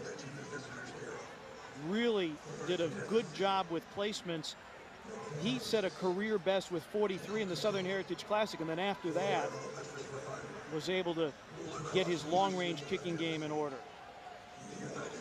Again, a reminder coming up at the half, the AutoZone halftime show, the Sonic Boom of the South, the aristocrat of bands. And then Rod and I will have first half stats and highlights. With Rod Smith, I'm Pete Craddock. I'm glad you are with us for the 23rd annual Southern Heritage Classic football game presented by There's a FedEx. correction. Third timeout, Jackson State. Jackson State, its third and final timeout. As you look at Rick Comedy, 7th season with Jackson State, only 1 losing season. Came to Jackson State from Tuskegee University, where he compiled a 90-26 record over 10 years. Here we go. Yep, no field goal. I figured. Shotgun snap. German directing traffic. Throws picked off. They had Rico Richardson out there defensively. And Rico Richardson, normally a wideout, playing defensive back. And Rod, what is it about this game? There's always something a little unusual. Illegal use to the hands, to the head, 65 of the offense. That penalty is declined. First and 10, Jackson State. And Tennessee State was called for illegal hands to the face. So that will be declined, and Jackson State will take a knee here. Rod Reed, on the one hand, has to be thrilled with a 21-6 lead, but realizes it very easily could have been even more. Yeah, he was close to having the hay in the barn on this one. Let me say this about Rico Richardson, how good athlete this kid is. All right, last year he's returning punts, okay, second in the conference in punt return average. Okay, this year we see him playing defensive back, he gets a pick. How many reps does he have playing DB? Probably 20. He picks up the ball in the game, classic game. He's the best receiver on the field. He is the best receiver on the field, okay? And he blocked a punt. And he blocks a punt. I mean, can he rush the passer? He may sell popcorn at halftime. And the first half is in the books. Rick Comagee, you can't see steam from his ears, but it's going to be there during halftime.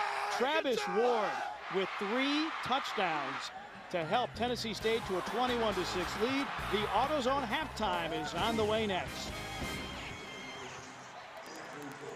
Your car is everything. Your taxi, your moving van, your baby. And for over 30 years, AutoZone has had the parts you can count on to keep it going. But parts are just part of it. Halftime at Liberty Bowl Memorial Stadium in Memphis, Tennessee. The Tennessee State Tigers with a 21-6 lead over their rival, the Jackson State Tigers, in this 23rd annual Southern Heritage Classic presented by FedEx. Pete Pranica, Rod Smith. Maybe not exactly what we expected, so let's go back to those AutoZone keys to the game and get your thoughts about where they have gone in the first 30 minutes of play.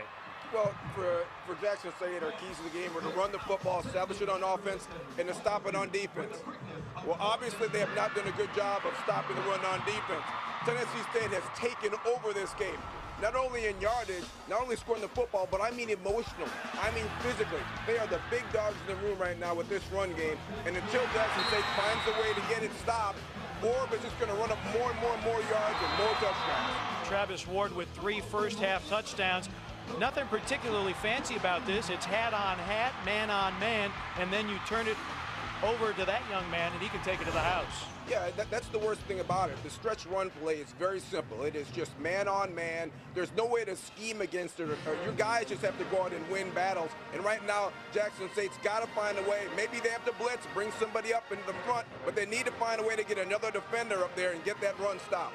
Well, speaking of battles, the battle of the bands, the Sonic Boom of the South from Jackson State University. They are on the field right now here at the Liberty Bowl.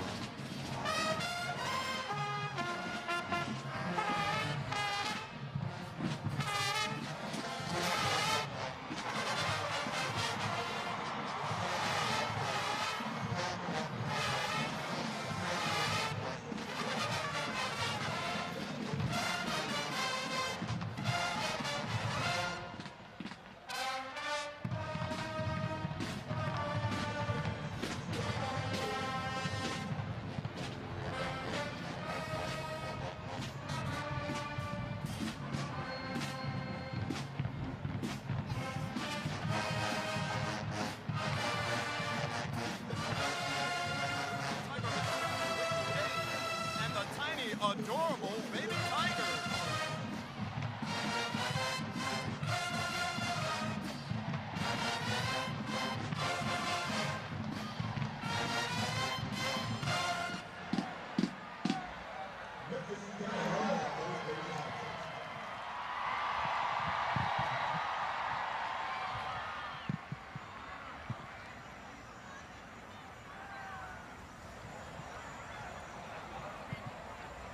And now, the boom sets the mood with a selection written and conducted by assistant band director and Memphis native Rodney D. Chisholm.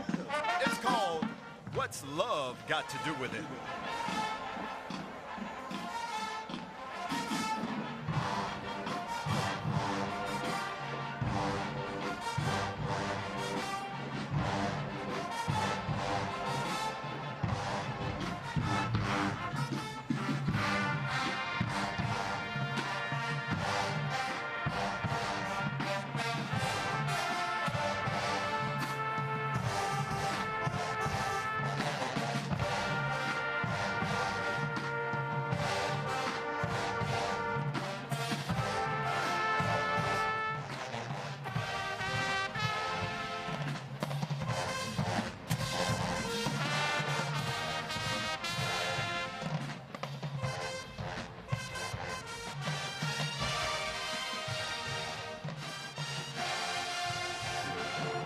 Memphis, let's hear you.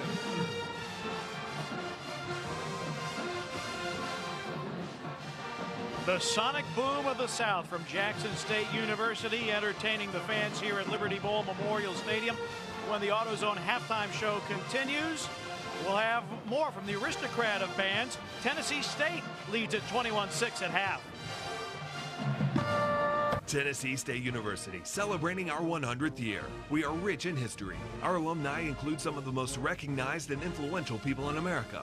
We provide students a wide range of academic programs and scores of different degrees to choose from. TSU is the #1 university in the state in graduating academically talented students. Tennessee State trying to snap a 2-game slide to Jackson State in the Southern Heritage Classic. They lead at 21-6. Here at halftime at the Liberty Bowl. Pete Braniker, Rod Smith, we take a look at the first half highlights, and we're going to see an awful lot of that royal blue shade from Tennessee State. They did, I thought, a much better job of just managing the game, giving whatever Jackson State would give them. Oh, and also a lot of Travis Ward. Yeah, they're doing a great job in the run game, complementing it with German in the pass game, doing routes that they feel is comfortable with, and they've had a great first half. Well, Michael German, I think, has just done a very good job of managing the ball game and getting the ball to the right players at the right time here, making a play off his feet. Vernon Fred, the fullback, with a rare catch, and then just a lot of Travis Ward. He's been brilliant. Yeah, they've done a great job. German here hitting the crosser. You know, in this kid, AC is a big kid. He's got a tight end body, wide out capability on the run. It makes a big play. And here's just confidence by your quarterback that he can make the play. It's easy for a guy to give up right there, but if you have a ton of confidence, you're hanging there, and he makes the play. And displaying some depth because Telvin Hooks comes in, a pass catch, runs over the umpire, and then sets it up for his teammate Travis Ward. 3 touchdowns in the first half. Then Rico Richardson gets the block, and it appeared that the game may turn at that point in time, but Jackson State only able to manage 3, and then Travis Ward with the 3rd touchdown. Yeah, a lot of credit goes to that offensive line. They have literally run 2 different offensive plays in the running game the entire first half, and they have 1,000 yards rushing and a bunch of scores. It is a stretch left and a stretch right, which is a simple man-on-man blocking scheme, and the only way to beat it is to beat your man. 150 rushing yards for Tennessee State. German has thrown for 120. They have converted 4 of 9 on 3rd down, so they have kept the sticks moving. 17.5 minutes roughly in time of possession, and they have limited the penalties. 20 last Saturday against Florida A&M, only 5 so far. It's unbelievable. You knew that if Tennessee State could play disciplined football, the running game would allow them to beat just about anybody in their conference. Tennessee State up 21-6. More AutoZone halftime in a moment. What's a Tennessee vacation? It starts off like any road trip, and then the AutoZone halftime show rolls on.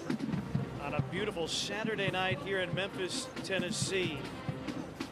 Tennessee State Aristocrat of bands on the field at the moment. These two schools have produced NFL talent. Crowd of bands from Tennessee State University. They're on the field now, making a whole lot of joyful noise for the crowd here at the Liberty Bowl.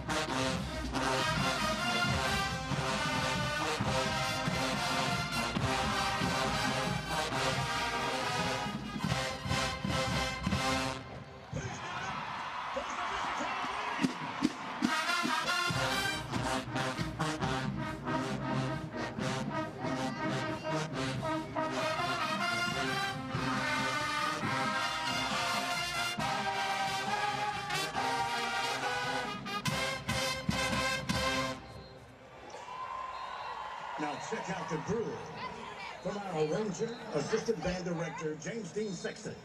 The song is Don't Leave by Blackstreet. Conducted by band director, Dr. Reginald A. McDonald. 1, 2.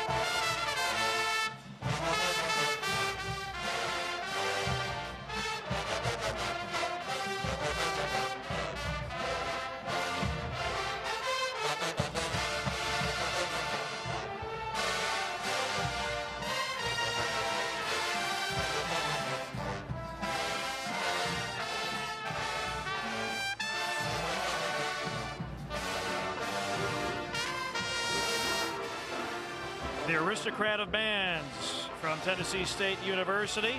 The AutoZone halftime show here at the Liberty Bowl. Third quarter straight ahead. Tennessee State up 21-6. My name. Now they're gonna come out trying to slug, but they ain't slug. They ain't slug till we slug with them. I'm gonna tell you that right now. Hey man, this gonna be big time slugging. I'm talking about big time slugging, man. Big time slugging. Big time slugging. This is what I'm saying to you. I'm telling you the God's truth. It's gonna be big time slugging. You're gonna think they can out hit you, and you'll let go. So you gotta knock them in the mouth. You gotta play ball. It's gonna be big time slugging. I'm just telling you that right now. I'm telling you again. It's gonna be big time slugging. If you don't get off tonight, you don't get in the rest, you're not gonna be able to slug. It's gonna be a thick slugging going on tomorrow. Thick slugging. A lot of bodies.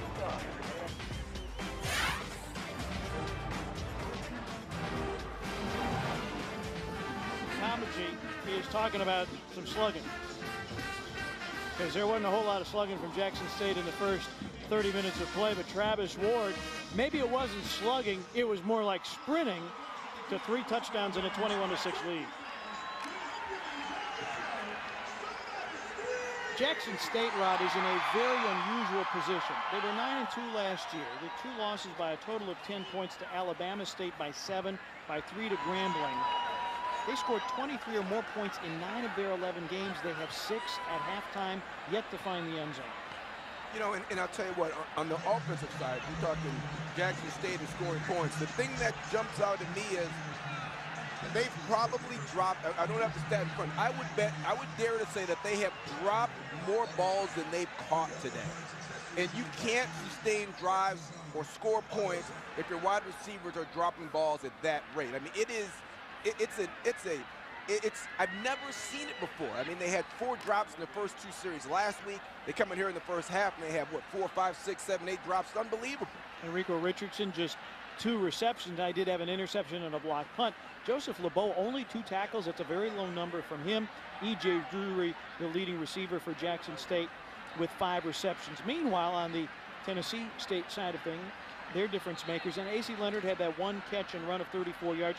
Travis Ward, easily the biggest difference maker, 15 for 87 yards, 3 touchdowns.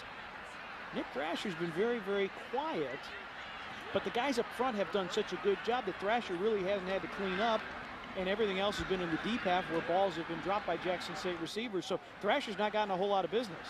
Well, Thrasher's a fine football player, but he'll quickly find out that you've got to play at an extraordinarily high level if you want to average 11, 12, 13, 14 tackles a game. But they can get scarce if your defensive front is doing a good job like they are today. We talked about the drop passes. Unofficial count, 7 drops against Mississippi State last Saturday. They lose in Starkville 56-9. Jackson State won the toss, deferred their choice to the second half, and they will receive the opening kickoff of the second half. Godfrey has it in the air. Singleton through a hole to the 25 and the 26-yard line before he is finally dropped. You know, Tobias Singleton is a guy that could be a difference maker, but they've not been able to get him the ball on a regular series of plays where they can allow him to get in space and to create some plays. A 20-yard return for Singleton. He had 3 receptions against Mississippi State last Saturday night.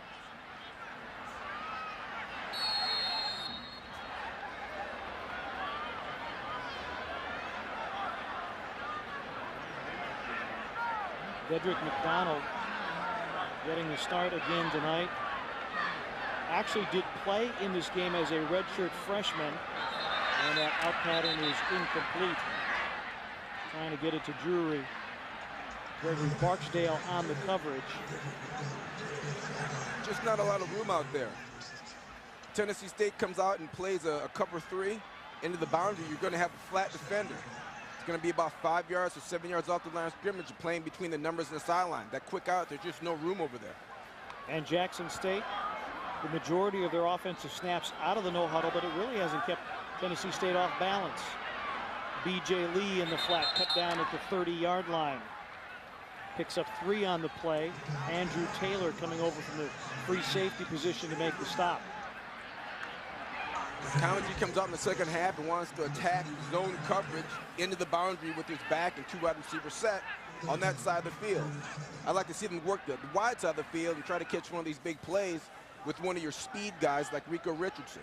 Well, they've got 3 wide receivers to the wide side of the field on this third down play. Timing route and a pass thrown behind Drury. And the way he's pointing back toward McDonald, I'm not sure that there wasn't some miscommunication. And a question that I would have for you, Rod, you've been in the locker room not only at the major collegiate level, but at the NFL level. Is there ever, what does a quarterback say to a receiving corps that is not making what should be routine catches? You know, those are situations where I think candor is important. You just say, hey, look, guys, I'm hitting you on the hands and you're not catching the ball. Like, we have no chance to win the football game unless you catch these balls. You know, I'm not even asking guys, hey, is it too high or too low? The fact of the matter is I'm hitting you in the hands and you're not catching. Time for a little candor and honesty in that situation. Garlington with a fair catch at the 22-yard line. And it sounds harsh, but that can motivate guys. That can get guys mad and fired up and come out and play better. 48-yard punt. I'll tell you what, small consolation to Rick Comedy, but Michael Perkins has done a very good job punting the football tonight. Unfortunately for Jackson State, he's had a lot of practice. Yeah, no question. He's getting too much of a workout. But he was abysmal week 1, and he's a different punter today, there's no question.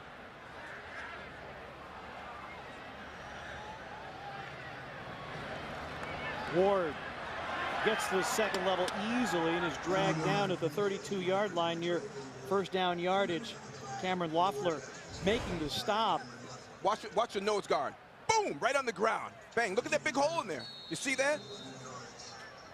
And you saw number 9, Milton Patterson, pushed out of the way. We haven't called his name all night long, and he's a very good middle linebacker. Ward has a crease at the 40 and another double-digit gain. Give him 12 and another first down. Travis Ward. I think the 40-yard line got a tackle on that play. Look at this. He is through the line of scrimmage without getting a hand on him. Then the 40-yard line, nope, somebody got his ankle. He's too big and strong a kid to get tackled by the ankle like that. Pull through that bad boy and take it to the house. Good run. First and 10 from the 44. Ward goes out in the pattern. Ball over the middle, intended for Devin Wilson. Ward has gone over 100 yards, 109 on just 17 carries, 3 touchdowns. And that makes Michael German's job a whole lot easier. Oh, geez, doesn't it? On that last play, not a bad throw. A good defense there. Cover 3, the linebacker, taking the crosser, making a good play on it. Ward with the carry, pops through. A foot race dragged down inside the 30 by Richard Hughes, who has had a very, very busy night. And a flag on the play as well.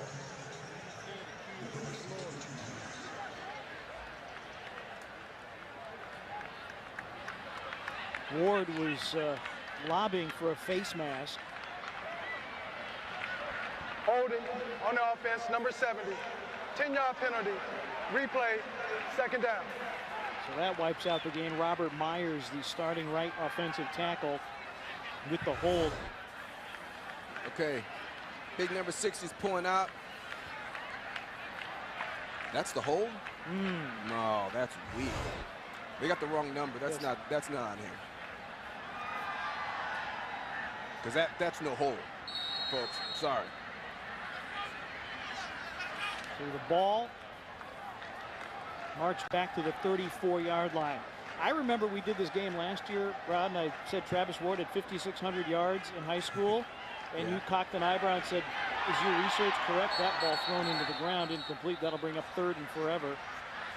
But that, you know, Travis Ward, I think prolific might be the best way to describe him. That pass intended for Telvin Hooks, who's done a very nice job coming in behind Ward at the tailback position. Yep, played very well tonight.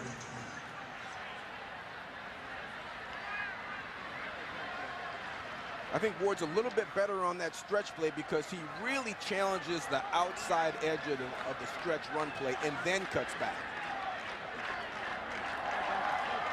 4 receivers. Hooks. Oh, yeah. Breaks clean at midfield to the 30. Hooks inside the 20-yard line. Quay Cox pushes him out of bounds, but what appeared to be at the inception of the play, just a give-up draw, if you will, becomes a big play as Hooks. Now, do you see at the beginning of the play how he looks to stretch it wide, and then he cuts it back inside? He wasn't doing that earlier. You know, I think maybe Ward was telling him on the sideline, say, look, take it wider initially and then cut it back. Don't take it right into the line of scrimmage. The stretch play is most effective when you stretch the defense initially, then you cut it back. Calvin Hooks, 51 yards.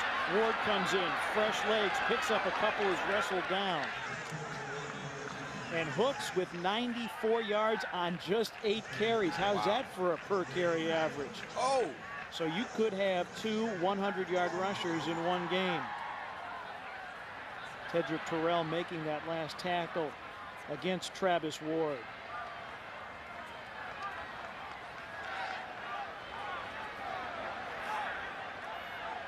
Credited with a yard gain, so 2nd down and 9. Guess who?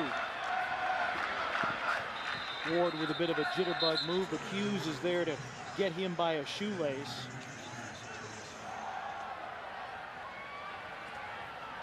The last 1,000-yard rusher for Tennessee State was Javaris Williams in 2008.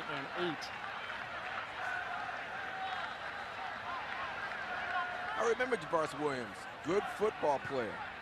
5'10", about 230. He was a thick-legged guy, was just steamrolling people, running right over the top of guys. 3rd down and 7. Hooks comes in as the tailback. Fade pattern, not there. Was well covered by Lester. You look back at Hook's long run. I'll tell you how long runs happen. Look at 85 Marshall. Boom! And here goes the running back. Hey, listen, everybody's got to compete if you want to have big runs. You got to get corners blocked. You got to get safeties blocked. If you got these skinny little wide receivers, I can't get a pass. You got these skinny wide receivers. Let it go. Running down the field, chopping cornerbacks in the knees. It's great for the running back. I'm telling you, that's great effort. Godfrey, 29-yard attempt. Snap, spot, kick to the uprights, and it is good. Jamin Godfrey from 29 yards away, and Tennessee State extends its lead. Rod Reed very, very pleased. 24-6 the count. 11:07 remaining in the 3rd.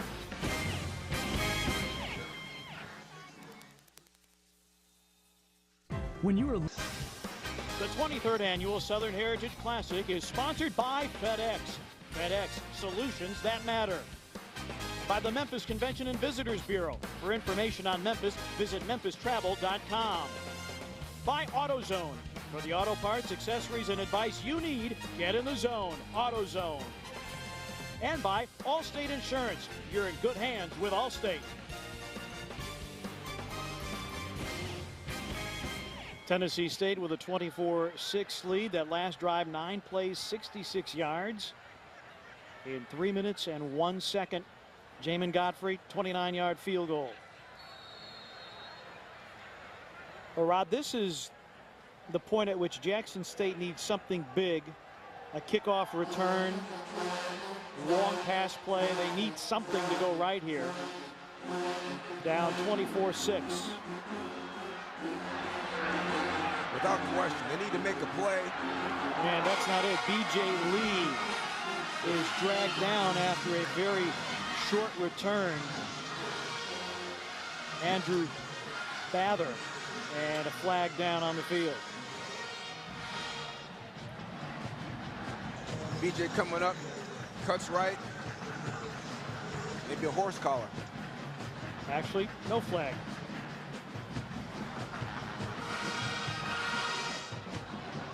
Well, yeah, it's funny how if the offensive line gets it going, it permeates the entire ball club. That we're more physical than these guys, and we're going to be the big dog tonight. And that's what's happened. Now you got guys covering kicks with authority.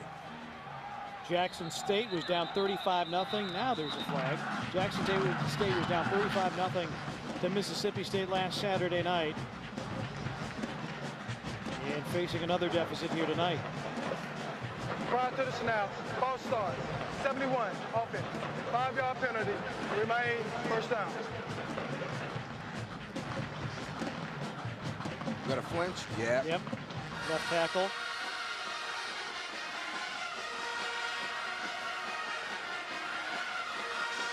That is not a happy man.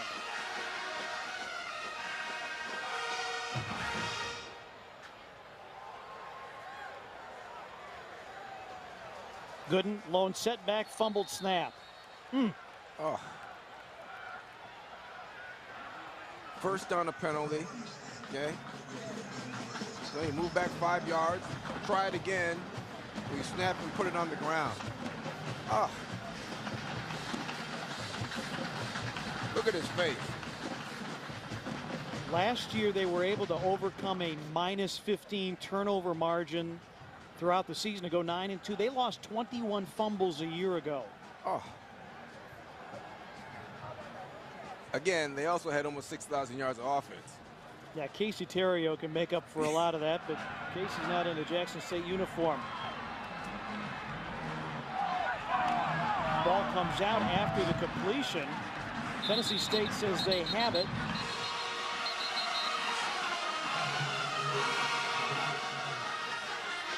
Okay, so we get a wide out that makes a catch in space, a nice grab, the deep curl, and they can't hang on to it. Well, there's one official signaled third down. Good throw, look at that, no flinching, boom. Catches, goes up, makes a grab. And you got to go to your guy, Rico Richardson. He is your big And that ball's out. Makes the catch. Rico, you got to hang on to it here, though. Pulls it out. It's ripped out.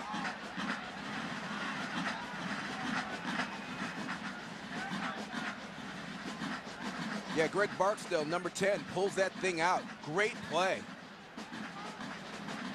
He's already tackled, so why go in there and put another lick on him when you can strip that ball out? Personal foul, number 22 of the defense. 15 yards on the forward progress Stephen spot. Godbolt. First and 10. Well, Rod, that was what you talked about, discipline.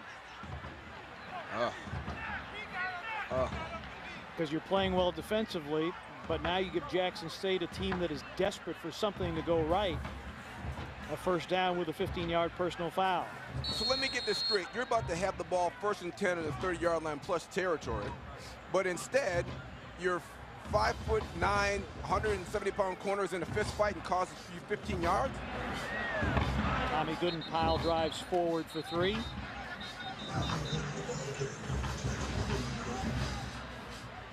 And this is the point in the proceedings at which things normally get kind of chippy. No question about it. Especially when it's been clearly established who the more physical team is. That battle's done. That's over. So now, if you're Jackson State, it's going to get chippy. You're going to get more aggressive. You got to try to reassert yourself because you've lost that title so far. Play action for McDonald. And not well thrown in the direction of Rico Richardson. One play that we have not seen, and I bring it up because we're looking at Rico Richardson. Last year, first play from scrimmage, bubble screen, goes 65 yards, goes the distance for a touchdown. That is one play that Jackson State relied on a year ago, and I understand that the personnel is a little different. They have a new offensive coordinator in Derek McCall, but we haven't seen that play, and that was their bread and butter play in this game a year ago. Third down, McDonald loads up, and that's deflected away from E.J. Drury. Daniel Fitzpatrick with the pass deflection, and that'll bring up 4th down for Dedrick McDonald and Jackson State. Fitzpatrick with the nice play, the strong safety, running with that outcut and making a play at the ball. McDonald missed a wide open receiver on the left side of the field, okay? Tennessee State was confused on how to line up in their man-to-man coverage, and there was a safety scrambling to get over there. As a quarterback, you've got to notice a safety running from the middle of the field, scrambling out to the hash mark. Darlington And Ryan Berry back. And that one is picked up by Tennessee State. And Jackson State just cannot get anything going.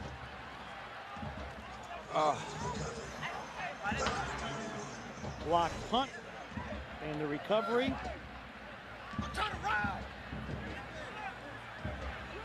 And you know what? That's not the punter's fault. That's not a bad play. That's not even a great rush. What that is, and a lot of folks don't understand this, is the punt game works on very specific timing. You've got 2.2 seconds to get that ball out. If the ball hits the ground, the guy's got to catch it, gather himself, flip the laces over. That takes another half a second. And that's the difference between a guy covering, 6 yards of field. I mean, that guy should be 6 yards away, and that's an easy punt. Instead, it's a block off a bad snap. Andrew Taylor on the pickup for Tennessee State. 18-yard line, over the middle, touchdown. Tennessee State, Devin Wilson.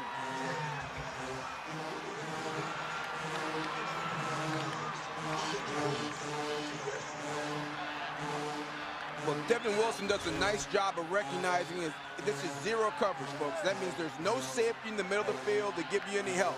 And in that situation, if you can get inside your man in man-to-man coverage, there's nobody there to help. So, boom, give him an outside fake, got inside, ball's delivered on time, there's no help, touchdown. Great recognition by the quarterback and the wideout to understand what the defense was. Wilson with the touchdown, holds for the extra point by Godfrey. Devin Wilson, his first touchdown of the year, the leading receiver for the Tigers a year ago, takes it to the post for 6. 31-6 TSU. TV. This is. Well, Tennessee State had a 7-game winning streak in the Southern Heritage Classic. They had it snapped a couple of years ago. Jackson State had won the last 2 meetings. But this ball game has been all about, number 2 right there in the middle of your screen, Travis Ward with 3 touchdowns. And the first touchdown scored by somebody not named Travis Ward, Devin Wilson, on a skinny post. And Michael German, his first passing touchdown of the night. And Rod Reed, who has been a member of the TSU coaching staff since 2003. Very pleased, but he knows that the job's far from done. But Rod, I've been very impressed with what his team has done on both sides of the football. I mean, they've been just playing wonderfully, and you had to know that if you can take out the 4 sacks and the 20 penalties like they had last week, then they would be pretty tough. Singleton from the 12.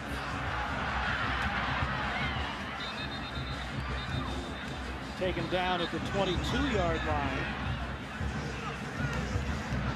Pushing and shoving there. Well, listen, it's the hard fact of life. At the end of every football game ever played, every player knows if that guy across from you kicked your butt for the last hour or not. It may not get talked about in the locker room. Everybody on your team knows because they watch the film and they know that you got smashed by that kid. That battle is lost. Now it gets chippy because Jackson State's going to try to recover that lost pride. Well, Clayton Moore checks in, a 6'2 junior from Louisville, Kentucky. Did play against Mississippi State. Straight ahead handoff on his second play from scrimmage. You'll remember that he had a quarterback sneak after McDonald lost his helmet. Moore came in, snuck in for what appeared to be a Jackson State touchdown, but it was wiped out by a procedure penalty. Moore transferred from Akron. Last week, 5 of 10 for 17 yards and also rushed 4 times for 42 yards.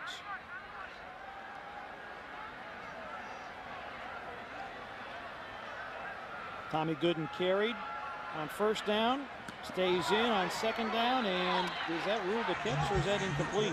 It appeared to come out, and it is ruled incomplete. Intended for Rico Richardson, and again, I'm not saying this is the easiest catch in the world, but you would expect Rico Richardson to get that. Wow. And that actually was not a catch. He didn't have possession of it when the ball touched the ground. That's not a catch. Well, They have 10 yards to go on this third down, and Tommy Gooden chopped down. That's a good open field tackle right there. They did give him a first down and a catch. Godbolt and Gregory Barksdale on the play. Yeah, Barksdale just closed that thing inside out. Great technique. Dropped his hips, kept his head up. Boom, dropped him. Didn't gain another yard after impact. Now, Jackson State has another quarterback, Lamontiez Ivy, on whom they really have great promise.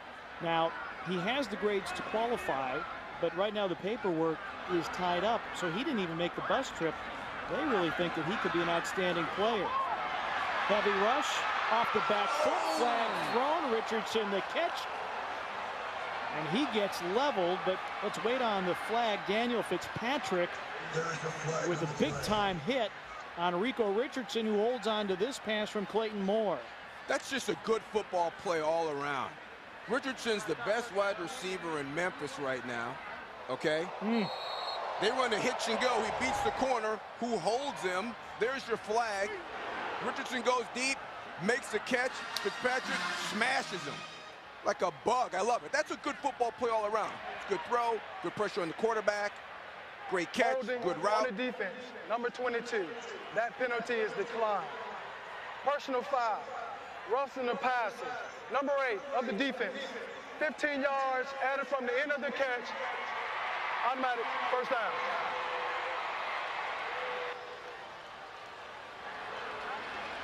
So a 15-yard personal foul penalty tacked onto a 26-yard gain. Totally unnecessary. Totally unnecessary. Wilson Robinson, the outside linebacker, drawing the flag. Just past the midway point of the third quarter. And Singleton takes the direct snap and gains maybe a yard. So Comegee starting to open the playbook a little wider to get the ball into Singleton's hands. You know, and I've always found this interesting. Once you've established dominance, you see how Tennessee State's becoming more aggressive. They feel, we've got them now. They're on the run. We're beating them up. Now they're tackling with authority. They're grabbing people's face masks. They're fighting everybody. They're harder to handle once they get this physical thing going. Moore has B.J. Lee. Pressure, throws other way. End zone, and it is intercepted. Stephen Godbolt read that beautifully on the corner route. Steps in front of the intended receiver, Rico Richardson, and gets the pick. That is absolutely perfect defense. Beautiful. Last year he was voted the conference newcomer of the year as a true freshman. Makes a tremendous play in man-to-man coverage. That penalty is declined. Result of the play is a touchback. First and 10. There was a flag on the play against Jackson State. Godbolt, his second interception of the season. He had 2 a year ago and was named to the OVC all-newcomer team. Yeah, you can't play any better technique than this at the quarterback position. Pushes him to the sideline, reduces the angle for the quarterback, and then goes up and makes the catch. Tremendous. Goes and gets it at the highest point. It's as good as it gets. So a touchback on the interception. Ward tests the left side. And Jackson State a little stouter across the front. There was a period of time, Rod, in that second quarter where Ward was getting through to the second level and wasn't getting his jersey so much as wrinkled. Jonathan Billups made that tackle. Yeah, I mean, the second quarter, they had it going at a rate where, yeah, the guys were getting 5 yards deep in the secondary before their white shirt was in the screen. With Rod Smith, I'm Pete Pranica at the Liberty Bowl in Memphis. 23rd Southern Heritage Classic presented by FedEx. Jackson State got an early field goal, but then after that, it was all Tennessee State.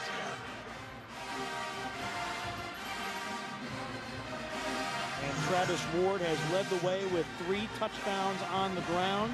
Devin Wilson, a touchdown reception from quarterback Michael German. Rod Reed looking at his team facing a 3rd down and 7. Under 5.5 remaining here in the third. German, plenty of time over the middle and incomplete, intended for Wilson. Back there on coverage, Richard Hughes. Yeah, Hughes isn't only a stout tackler and a good run defender, but makes a great play in man-to-man coverage. Actually, that intended for Joe Bowens.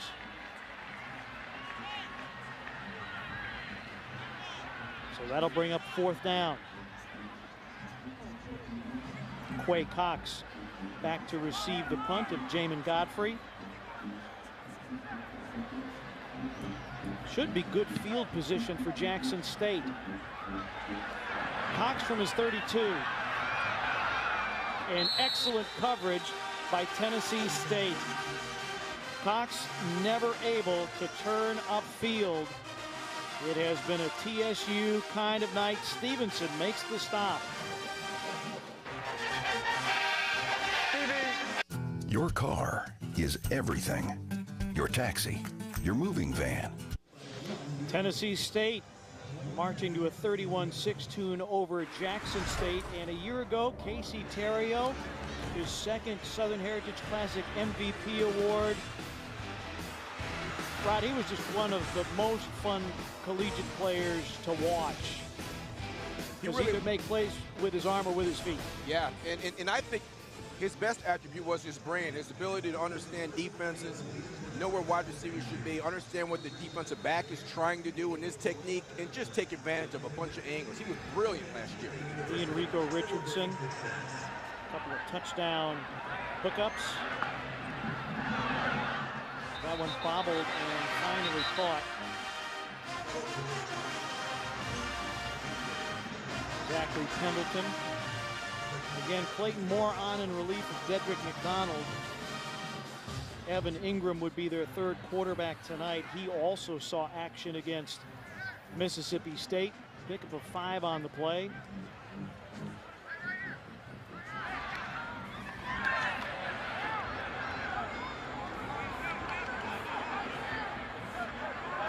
This one of the rare Southern Heritage Classic games in recent memory that has not been tightly contested. It's complete for a 1st down. Tobias Singleton with the catch. Well, if you're Tennessee State and you play 2 deuce of coverage, if you line up in cover 3 or line up in cover 1 and show a 7-yard cushion on the wide receivers, Jackson State's going to take advantage of you with those short passing routes. Just over the midfield stripe, 1st and 10 for Jackson State. Oh, they just showed blitz. They're coming, and everybody in the stadium knows it. Moore appears to be audibling. 5 wideouts, throws an out route, and if there was an audible, Singleton didn't get the message. Pete, I've never understood that. If a guy's 15 yards deep and he runs up to the line of scrimmage and then he doesn't want to cross the line of scrimmage, guess what? He's blitzing, all right? I mean, it's pretty obvious. Yeah. I mean, the guy's running at you. Yep. So once you check the play, okay, your wide receivers, you get their eyeballs, hey, look at me, here's the check. Everybody's got the check. How do you have a miscommunication at that point? Under 4 to play here in the 3rd. They're faking blitz again.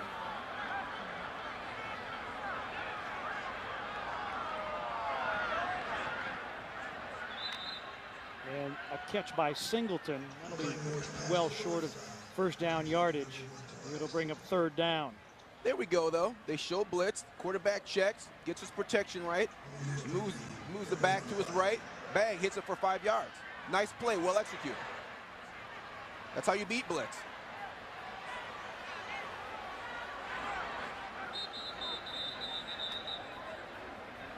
And the timeout is going to be taken by Jackson State. One of the things that Rick Comegee told us during the week, he thought that at some point against Mississippi State, Jackson State was not playing as a team. They were playing more as a collection of individuals. I'm not sure that they've gotten over whatever was the ailment against Mississippi State. I mean, the Bulldogs are a good football team in probably the best conference in the country. Yep.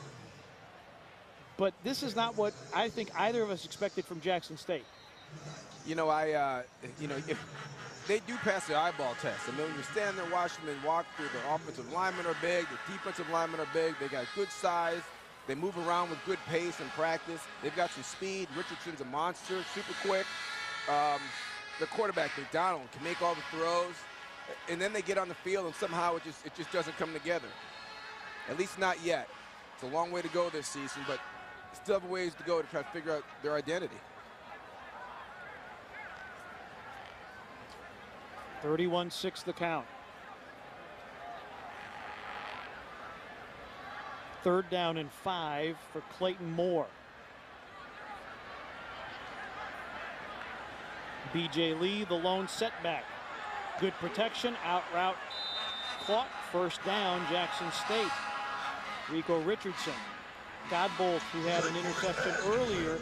That's a pretty good matchup. Godbolt and Rico Richardson one-on-one. It is. Good job by Moore here. Did you see Moore look straight down the field to keep the safety off and then turn out to the outside and bang? Hit Rico on the deep outcut. First down at the 33. Yeah, Godbolt will be a better football player after playing 60 minutes against Rico Richardson. I promise you, he'll get better. Pressure from the backside. Moore tucks it, runs, dances along the sideline. Out at the 27-yard line, Gregory Barksdale chasing him to the chalk. You know what, Pete? It could be is Casey Thorough may have had such an impact on being the leader that just that one guy leaving your team, even though they have 15 returning starters, he was so much the leader in the locker room and on the field and in pregame and in offseason. Just to lose that one guy, there's a leadership void. Well, and Ernest Gaines was the offensive coordinator, and he and Casey had a pre-existing relationship coming to Jackson State. Well, Terrio graduates. Gaines is the offensive coordinator, leaves Jackson State as Moore carries for a first down. I think that the growing pains and the transition pains are maybe a little bit more than anybody who follows Jackson State expected. Anthony Bass making the stop, but not after Clayton Moore picks up a first down to the 16-yard line. I agree with you. There's no question that the loss of continuity on offense when your coordinator and your quarterback leave at the same time is difficult. Because offense is all about rhythm. There's no question.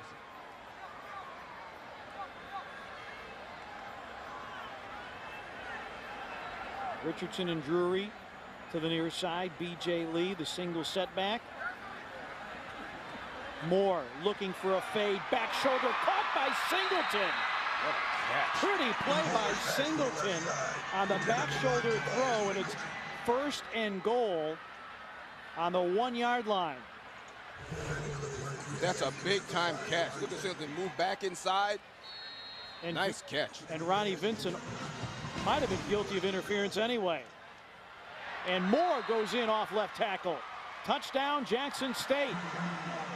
So Clayton Moore does what Dedrick McDonald could not do, lead a touchdown drive for Jackson State. 31-12. It's a nice drive. We had the one miscommunication on the blitz. Other than that, he played fantastic. Hit guys when they were open. Did check against the blitz and had a successful play. There was an unbelievable back shoulder fade on the goal line. Hits Rico on a bomb. Deasing's PAT, no good. 9 plays, 68 yards. And that is the second missed PAT this year for Ryan Deasing, the freshman from Nashville, Tennessee. That's painful. I mean, kicking game a concern for Jackson State. Deasing fails on the PAT. I think what happens now for Jackson State, Rod Smith, is going forward, you're so excited about Lamontiez Ivy, a 6'3", 225-pound freshman from East St. Louis, Illinois. A 3-star prospect by Rivals.com, and now you've got more coming in, getting significant time. Dedrick McDonald has been your starter. He rotated with several quarterbacks earlier in his career, so Rick Comegee is going to have some decisions to make, and we touched on it at the top of the telecast. They have 7 quarterbacks on the roster. It's unbelievable. Clayton Moore, 90 yards of total offense. Not bad. He played well.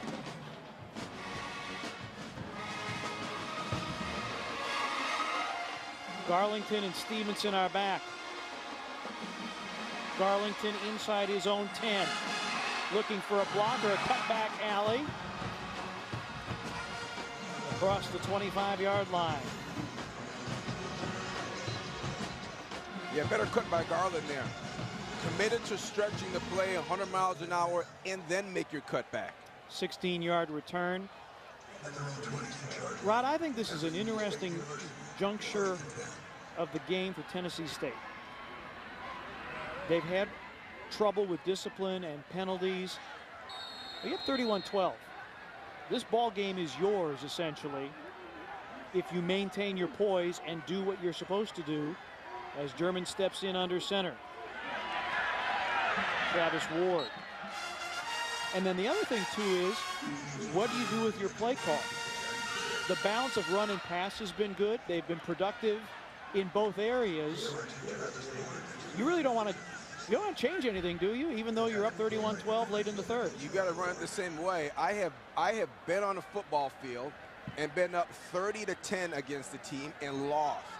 I've been through it. I've seen it happen. It's a brutal thing. Don't remind me. Yeah. I was there. Right? Don't. German off backside pressure throws up a floater. Yeah, don't let Jackson State get their mojo rolling. They score now. They get a 3 and out. You punt to them. They run it back for a touchdown. Next thing you know, you're in a dogfight, and now they've got the momentum. They're feeling good about things. They establish themselves physically, and now you're in a war for your life. This is when you got to run the. You've got to be disciplined, and you've got to move the chains, 2 first downs, eat it with some clock, and then punt it away. Trying to hit Joe Bowens that last attempt. 3rd down and 12. Here comes the rush again. German directing traffic, throws late over the middle. Never a good idea. Trying to hit Travis Ward. Antonio Sutton back on coverage. If you're Comegee, this is exactly what you want. A quick 3 and out. Rod Reeds decided to throw the ball on 2nd down rather than run it again. Use up some more clock. They got the ball back and only 17 seconds are off the clock. Get a big punt return. I mean, we've seen crazier things in this series. Been there. Godfrey back to punt. Quay Cox to return. Not a good kick at all. That's what you need if you're Comegee. Pretty good pressure by Jackson State. And I'm not necessarily sold on that rugby style angle to the side, kick it on the run, because you can't, the timing is different and you can't really get it away very quickly. Well, there's a reason they don't do it in the pros. 33 seconds remain in the third. Ball on the 40 for Clayton Moore. 60 yards away from a touchdown, which would make this game quite interesting.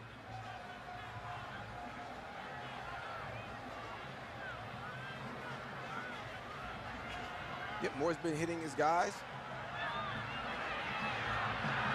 And then runs into his lineman, Zion Hyatt. And that will not end well.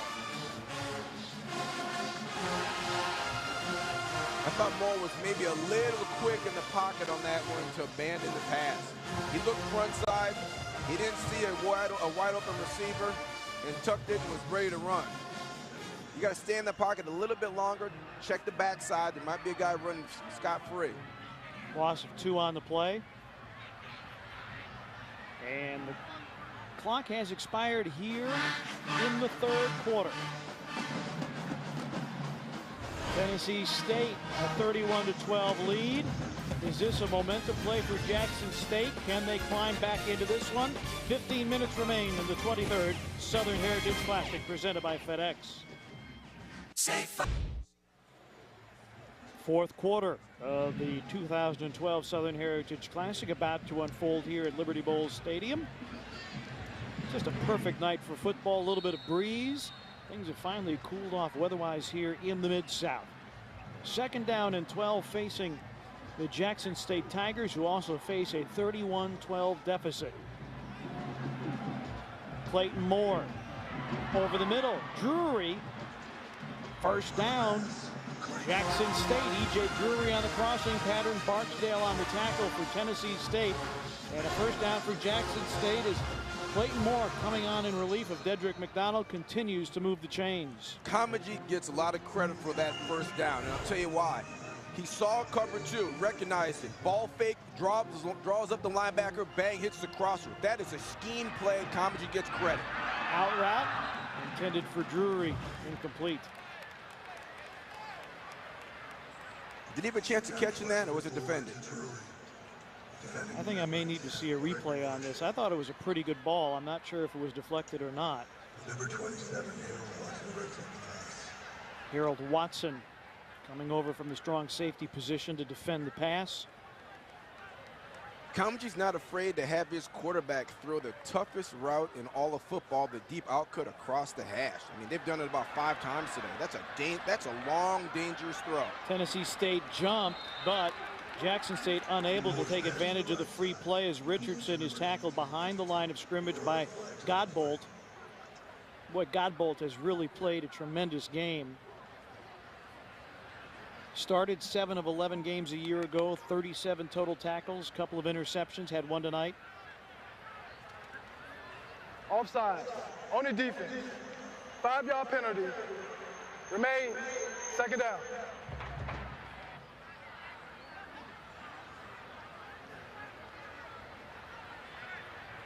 So second and about 5 facing Jackson State.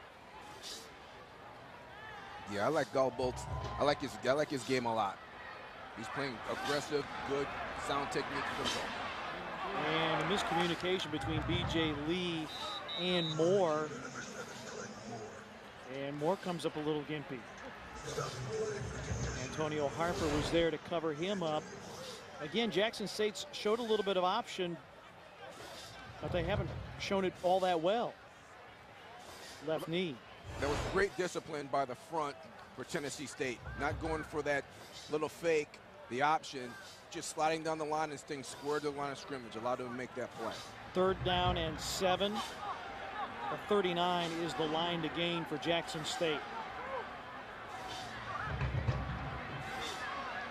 Moore, pressure, backside, down he goes. Andrew Taylor. It's been a very good effort by the TSU secondary as well. We talk a lot about Godbolt, and rightly so, but Vincent, Fitzpatrick, Watson, Taylor, Van Dyke, they have all contributed defensively. Yeah, a great play call on the blitz by Reed. They're just bringing more guys than Jackson State can block. That's just a great defensive call. And I like the fact that he's being more aggressive again, dialing up pressure even though he has a big lead. He's taking some risks, trying to close this thing out.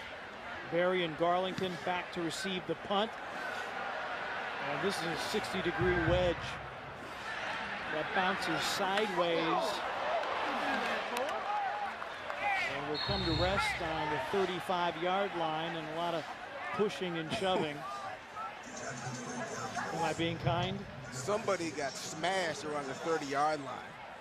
You know, when the ball is, listen, if it's a live ball, it's a live ball. Like, I've never understood people jogging the ball, looking at it, waiting for the game to get over. You're going to get your clock cleaned, and that's exactly what happened to that defensive lineman at the 30-yard line. And you know what? That's what you get. This is a football game here. It's a contest of men. If you want to jog around, staring into the stands, looking for your girlfriend, you run the risk of getting hit in the ear hole. I mean, come on, that's exactly what happened. First down and 10 for Tennessee State. German remains in at quarterback and finding nothing downfield. Not sure if he got back to the line of scrimmage or not. Todd Wilcher with the tackle. Well, Rod Reed is one of those football guys through and through. He's also coached at Prairie View A&M and at Bethune-Cookman. His daddy, Robert Reed Jr., this is actually Rod Reed III, but his daddy, Robert Jr., an All-American guard for Tennessee State, and he also played for the Washington Redskins. He's a bad man. Second down. Hooks. Carries to the 39-yard line. Yeah, Hooks has had a great game, and they're doing this versus a 9-man front. I mean, you can't get anybody else up on the line of scrimmage if you're Jackson State. And they still get 5. Well, we talked about the offensive line for TSU. Rogers, Gaines, Kadeem Edwards, Sherman Carter. Those are 3 guys on the left side. Rod, I believe, have a chance to play on Sunday, and left side is where they go with Hooks. But no gain there. And that'll bring up 4th down. Jonathan Phillips creating a pile and taking Hooks down with him. You know what? I can live with that. If you're Ron Reed and you've got a big lead, there's no reason to put the ball in the air and risk your quarterback getting hit or a bad snap, a fumble.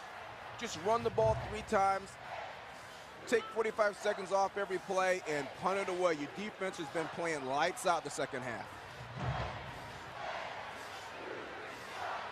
Quay Cox inside his 20, trying to turn the corner, and he's somersaulted down at the 22-yard line. Tennessee State has done it all well. They have covered kicks, they have forced turnovers, and as a result, they lead at 31-12.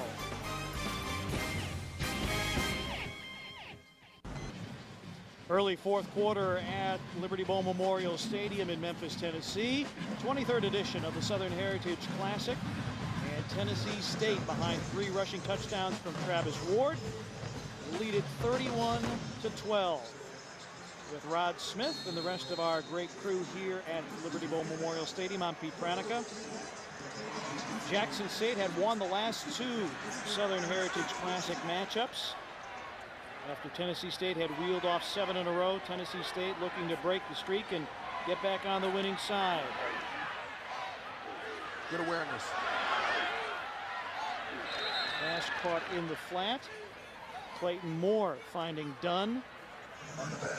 Yeah, good job by Moore. Again, a little quick to tuck it and run, but he got out of that mindset, found his back in the flat and hit him. Jackson State drew first blood with a 35-yard field goal. Travis Ward a couple of touchdown runs to make it 14-3.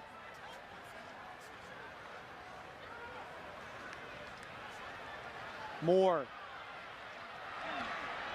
out in the flat, but not much doing there. Again, trying to hit Marquise Dunn, the junior from Pflugerville, Texas.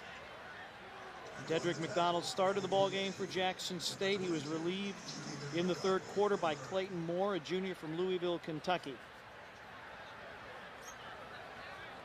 And Moore's played well, and they've caught some balls. I like that last read. Don't force it down the field. Your back's wide open in the flat. It's an easy throw. Let him pick up 5 yards and move the chains for you. The result of the play, a 1st down. Moore. Sideline pattern intended for Tobias Singleton. Jackson State in danger of going to 0-2. They only lost 2 games all last year, and those 2 by a total of 10 points. And Rod, we talk about Casey Terrio and the 2 years he had there for Rick Comagee at Jackson State. The fact that Jackson State is losing this game 31-12 at this point is not simply the absence of Casey Terrio. Well, there's no question about it. Moore. I'm going to rule that a catch.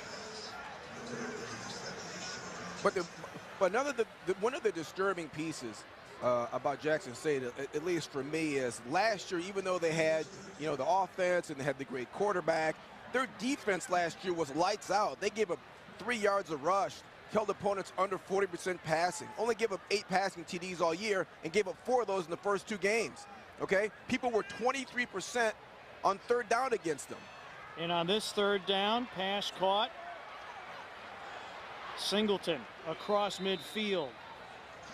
And on the play before that, we got a look at Deshaun McKenzie, a freshman from Covington, Georgia. Ronnie Vincent making that last tackle, but not before Singleton has the first down. They're very high on McKenzie. Did not get him involved in the offense all that much in Starkville, but Rick Comegee telling us this week that definitely wanted to get him into the flow in this ball game, which has 8.5 minutes remaining. Moore continues to throw, but apparently a miscommunication. Singleton ran an out and up, and I think that Moore was expecting the simple out route. Exactly. If the quarterback is thinking double move and you're thinking single move as a receiver, not going to work. Yep. Second down and 10.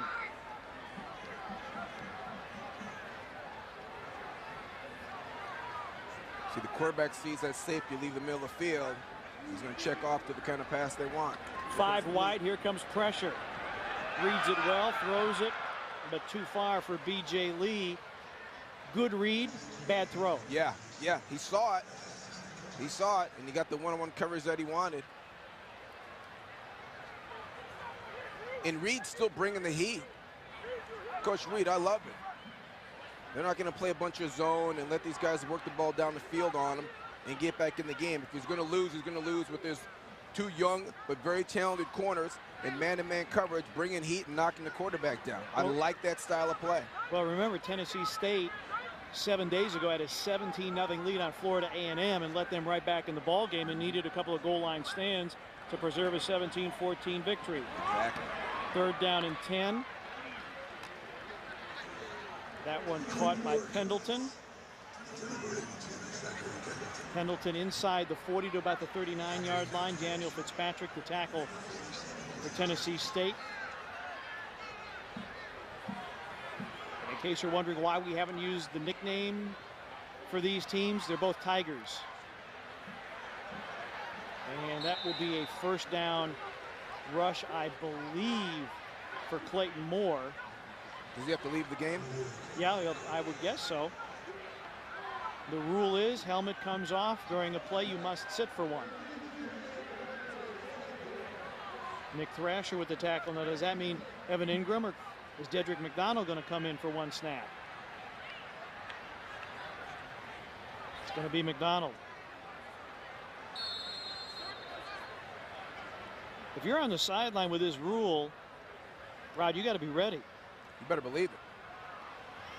McDonald swings it out. Lee running downhill.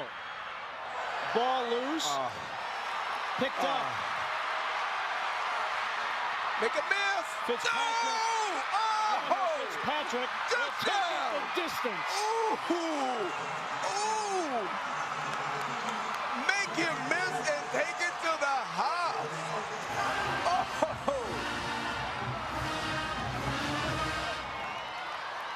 Daniel Fitzpatrick, the leading returning tackler for Tennessee State, just inside the boundary. Here comes. Here comes. Oops. And Dedrick McDonald, to add insult to injury, can't make the tackle. And there is your dagger. Godfrey on to attempt the extra point. 70 yards on the fumble return. Godfrey right between the pipes. 38-12.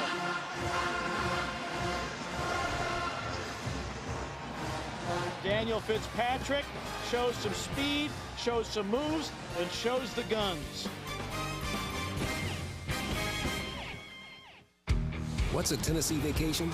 It starts off like any road trip, and then, boom, adventure and thrills every... You're watching Sports South. Now midway through the fourth quarter, and Fitzpatrick going to get stretched out. You sprint 70 yards for the touchdown off a fumble return. Deserve a little treatment on the sideline. If you look at the stat sheet, and really Tennessee State only outgaining Jackson State 369 to 332, but Tennessee State has made all the big plays tonight, and they have forced turnovers. Quay Cox on the kickoff return fails to get to the 20-yard line. Take another look. B.J. Lee separated from the football. That's our All-State good hands play of the game. Oh, and then makes him miss and takes it to the house. That's your All-State good hands play of the game. All-State Insurance, you're in good hands with All-State.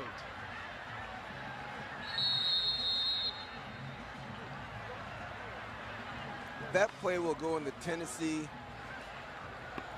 archives for a long time. You're going to see that rerun and rerun and rerun. Fifth fumble by Jackson State tonight, the second one they've lost. Rakeem Sims, the recipient of the handoff, gets to the 24-yard line, pick up a 5, make it 2nd down and 5.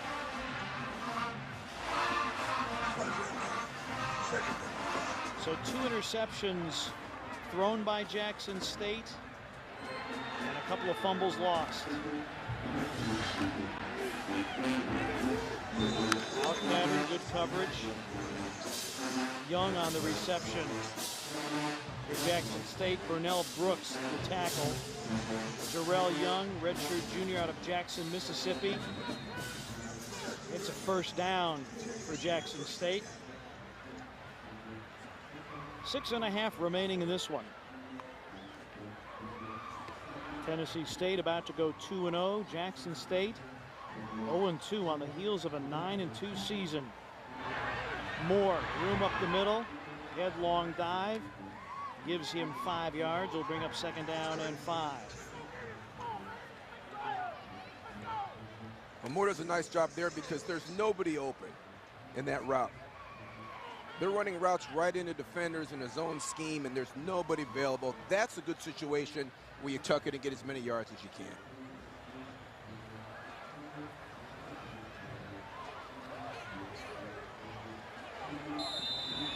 Catch by the junior, Zachary Pendleton. A yard shy of 1st down yardage. Travis Ward for Tennessee State, 115 yards, 3 touchdowns, also a couple of receptions for 23 yards, would have the inside track for game MVP.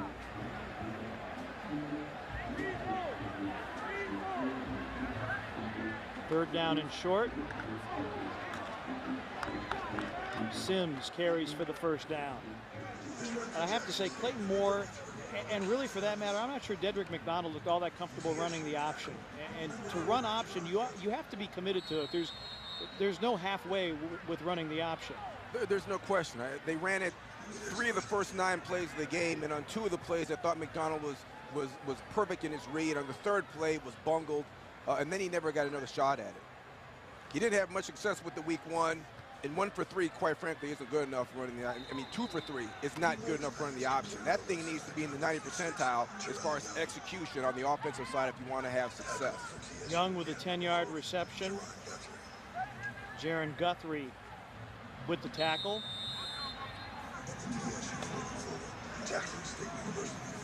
This is a big win for Tennessee State. I think it validates what Rod Reed did during fall camp. Very physical. Pass complete over the middle to Dylan Douglas, a redshirt sophomore tight end from Thibodaux, Louisiana. But Rod Reed put TSU in one dorm. There was no living in apartments and dorms on different sides of the TSU campus. They ate together. They spent a lot of time together. He felt it was very important that his players got to know each other not just as football players, but as human beings. Is that pass too tall for Douglas? Because this was a team in Tennessee State, they were in a lot of games, a lot of one-possession games. They won 3 of 5. Well, and they lost leads in those games as well. Sure did.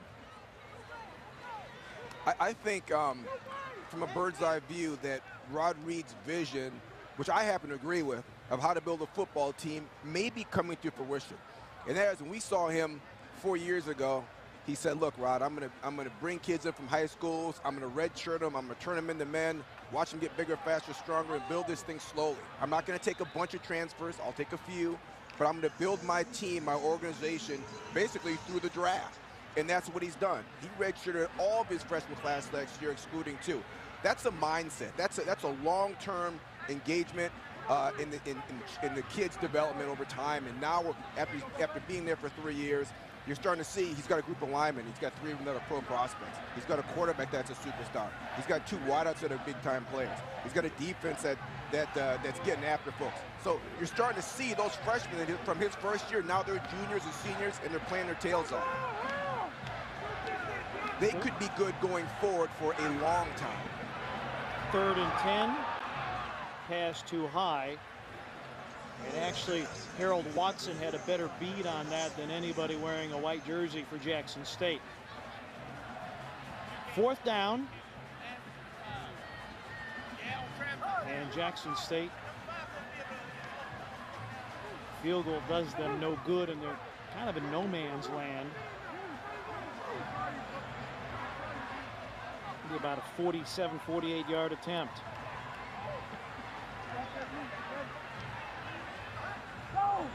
Clayton Moore. Pressure comes again. Incomplete. And the ball will be turned over on downs.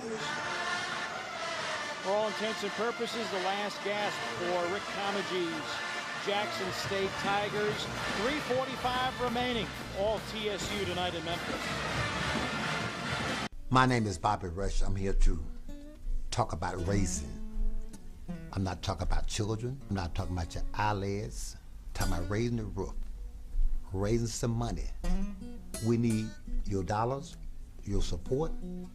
We need your presence. Talk to your friends and their friends by being a part of this. Let's raise the roof. Everybody together. We can push it to the top. Roof, look out. The American Garage. The temple of the tune-up. The Taj Mahal of overhaul. More of them count on AutoZone parts than ever before. But parts are just part of what we do. Our trusted advice. Tennessee State 3 minutes and 45 seconds away from going to 2-0 on this young college football season. They'll be at home next Saturday to Austin Peay. And Rod Reed has been all about balance. Pretty balanced, and they certainly established the smash mouth game with Travis Ward. Yeah, I mean, he'd rather run it. I mean, those are perfect numbers for him. 40 and 30 run pass, 35, 27 run pass. That's how he wants to win football games.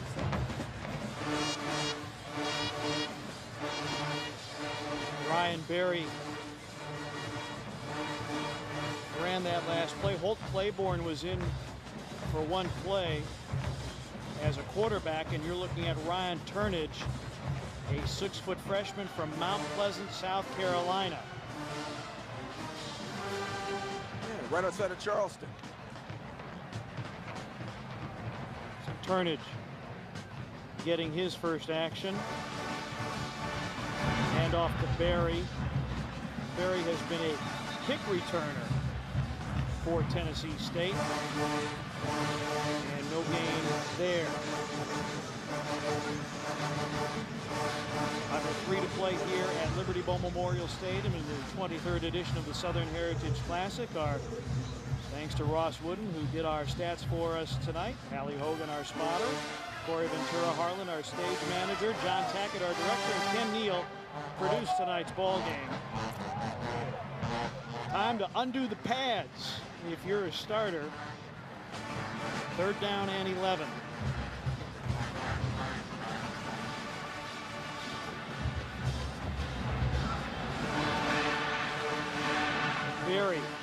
crease, but not much there. A couple of yards. That'll bring up 4th down. And you can probably hear in the background flag on the play. 72. 10-yard penalty. Replay. 3rd down. I'm reminded of the line, Rod, the band played on. Or in this case, the bands play on. I'll tell you what. Penalty is declined. It'll be 4th down. Tennessee State's band has been on a slow burn now for 9 minutes.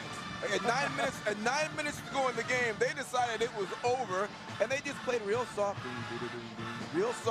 and now they're on the high burn. That was fantastic. When the band feels like it's over, they start playing. Well, Jackson State's band making a lot of noise over on their sideline, and the stands have thinned out considerably. A lot of folks have been tailgating since dawn's early light. Jackson State alumni will lick their wounds. The Tennessee State alumni will have bragging rights. Initially, it appeared that penalty was accepted, but it was declined. That'll bring up 4th down. And Godfrey. Little punch shot of a punt. Ball's out. Good tackle. Still out. And guess what? Tennessee State is on it. Oof. Good hit. Right at the end of that run, I'm not sure who got in there, but it was delivered a blow. Quay Cox on the return. Bang, right there, number 40. Good hit. That's just an impact fumble. Jaron Guthrie, redshirt junior linebacker from Nashville, Tennessee. Yeah, that was a big hit. Well, we talked about Jackson State's turnover issues a year ago, and they have most certainly raised their head tonight. This is not the largest win margin for Tennessee State over Jackson State. In 2001, TSU went for 64. Oh. 64-33. So if you liked offense, that was your cup of tea. Berry trying to turn the corner. It's down to the 24-yard line. Stops the clock by going out of bounds. Actually did stay in bounds and the clock rolls.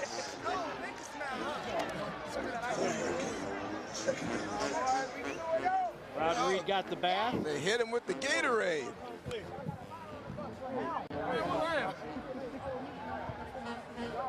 Yeah, I think the tides have finally turned for Rod Reed, and he's built this program the right way from the ground up.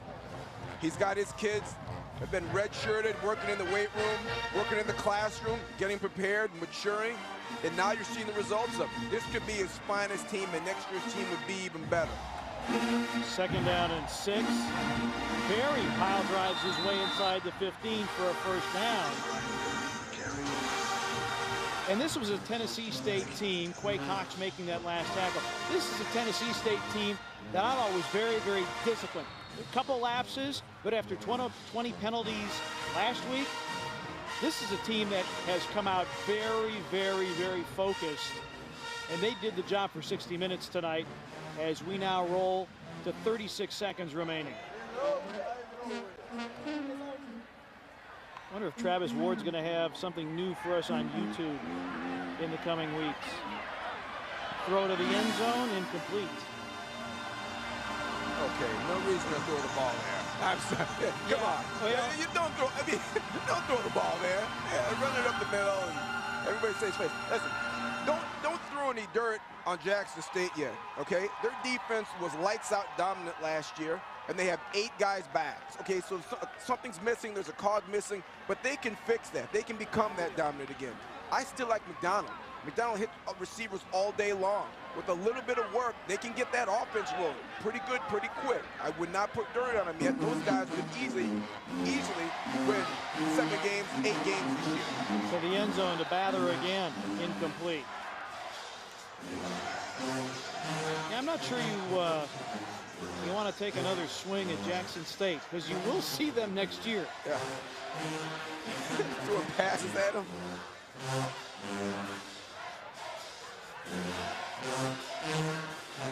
Yeah, he's not happy about that. He's like, hey, let's run the ball. Let's get on the bus. Yeah. What are we doing? 15 seconds remain. Come on, 15 seconds left. You're throwing bootlegs on me. Come on. And I go back to what Coach Kamaji said yesterday.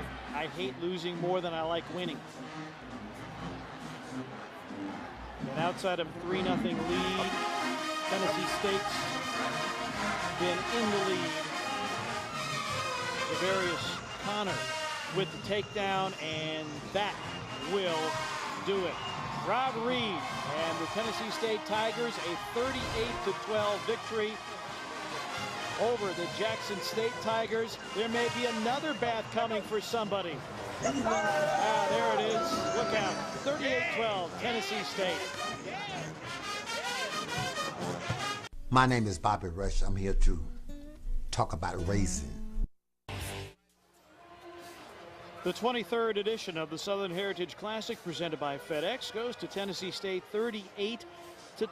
We'll be back with a little bit more, including the presentation of the FedEx MVP Award. That's on the flip side after this timeout from Memphis. The amazing story of whether bovine heart tissue can make it from Australia to a U.S. lab to a patient in time for surgery may seem like a trumped-up Hollywood premise. But if you Welcome back to Liberty Bowl Memorial Stadium. Tennessee State, a 38-12 victory over the Jackson State Tigers. And there was one guy who really stood out tonight. Travis Ward, 115 yards on the ground, 3 touchdowns. He is tonight's Southern Heritage Classic Game MVP, presented by FedEx, solutions that matter. And the solution that mattered for TSU tonight, Travis Ward taking aim at the school's single-season rushing record. A couple of very strong games out of the gate. There the numbers for Ward. 114 yards on the ground, also rang up 23 as a pass receiver. FedEx MVP. Rod Smith, this was a result I didn't see coming, not only who won, but the margin of victory, because Tennessee State dominated this one pretty much from start to finish. Well, we talked about in the open that Jackson State was going to have to answer Tennessee's physical nature, that Tennessee was going to come in here and try to push them around and make it a dogfight, and they had to respond to that, and they didn't early. And once that ball got rolling downhill, it's impossible to stop. Tennessee State rolls on. Congratulations to Rod Reed. He's built this program, in my opinion, the right way. A ton of freshmen and sophomores redshirted, growing as players, and it's exciting to watch his program develop. The final from the Liberty Bowl, Tennessee State 38, Jackson State 12 for Rod Smith. This is Pete Cronico saying so long from the Liberty Bowl in Memphis. The Tennessee State University Tigers, your 2012 Southern Heritage Classic champion. Good night, everybody, from Memphis. Each week, millions are down home with the Neelys on Food Network. But you really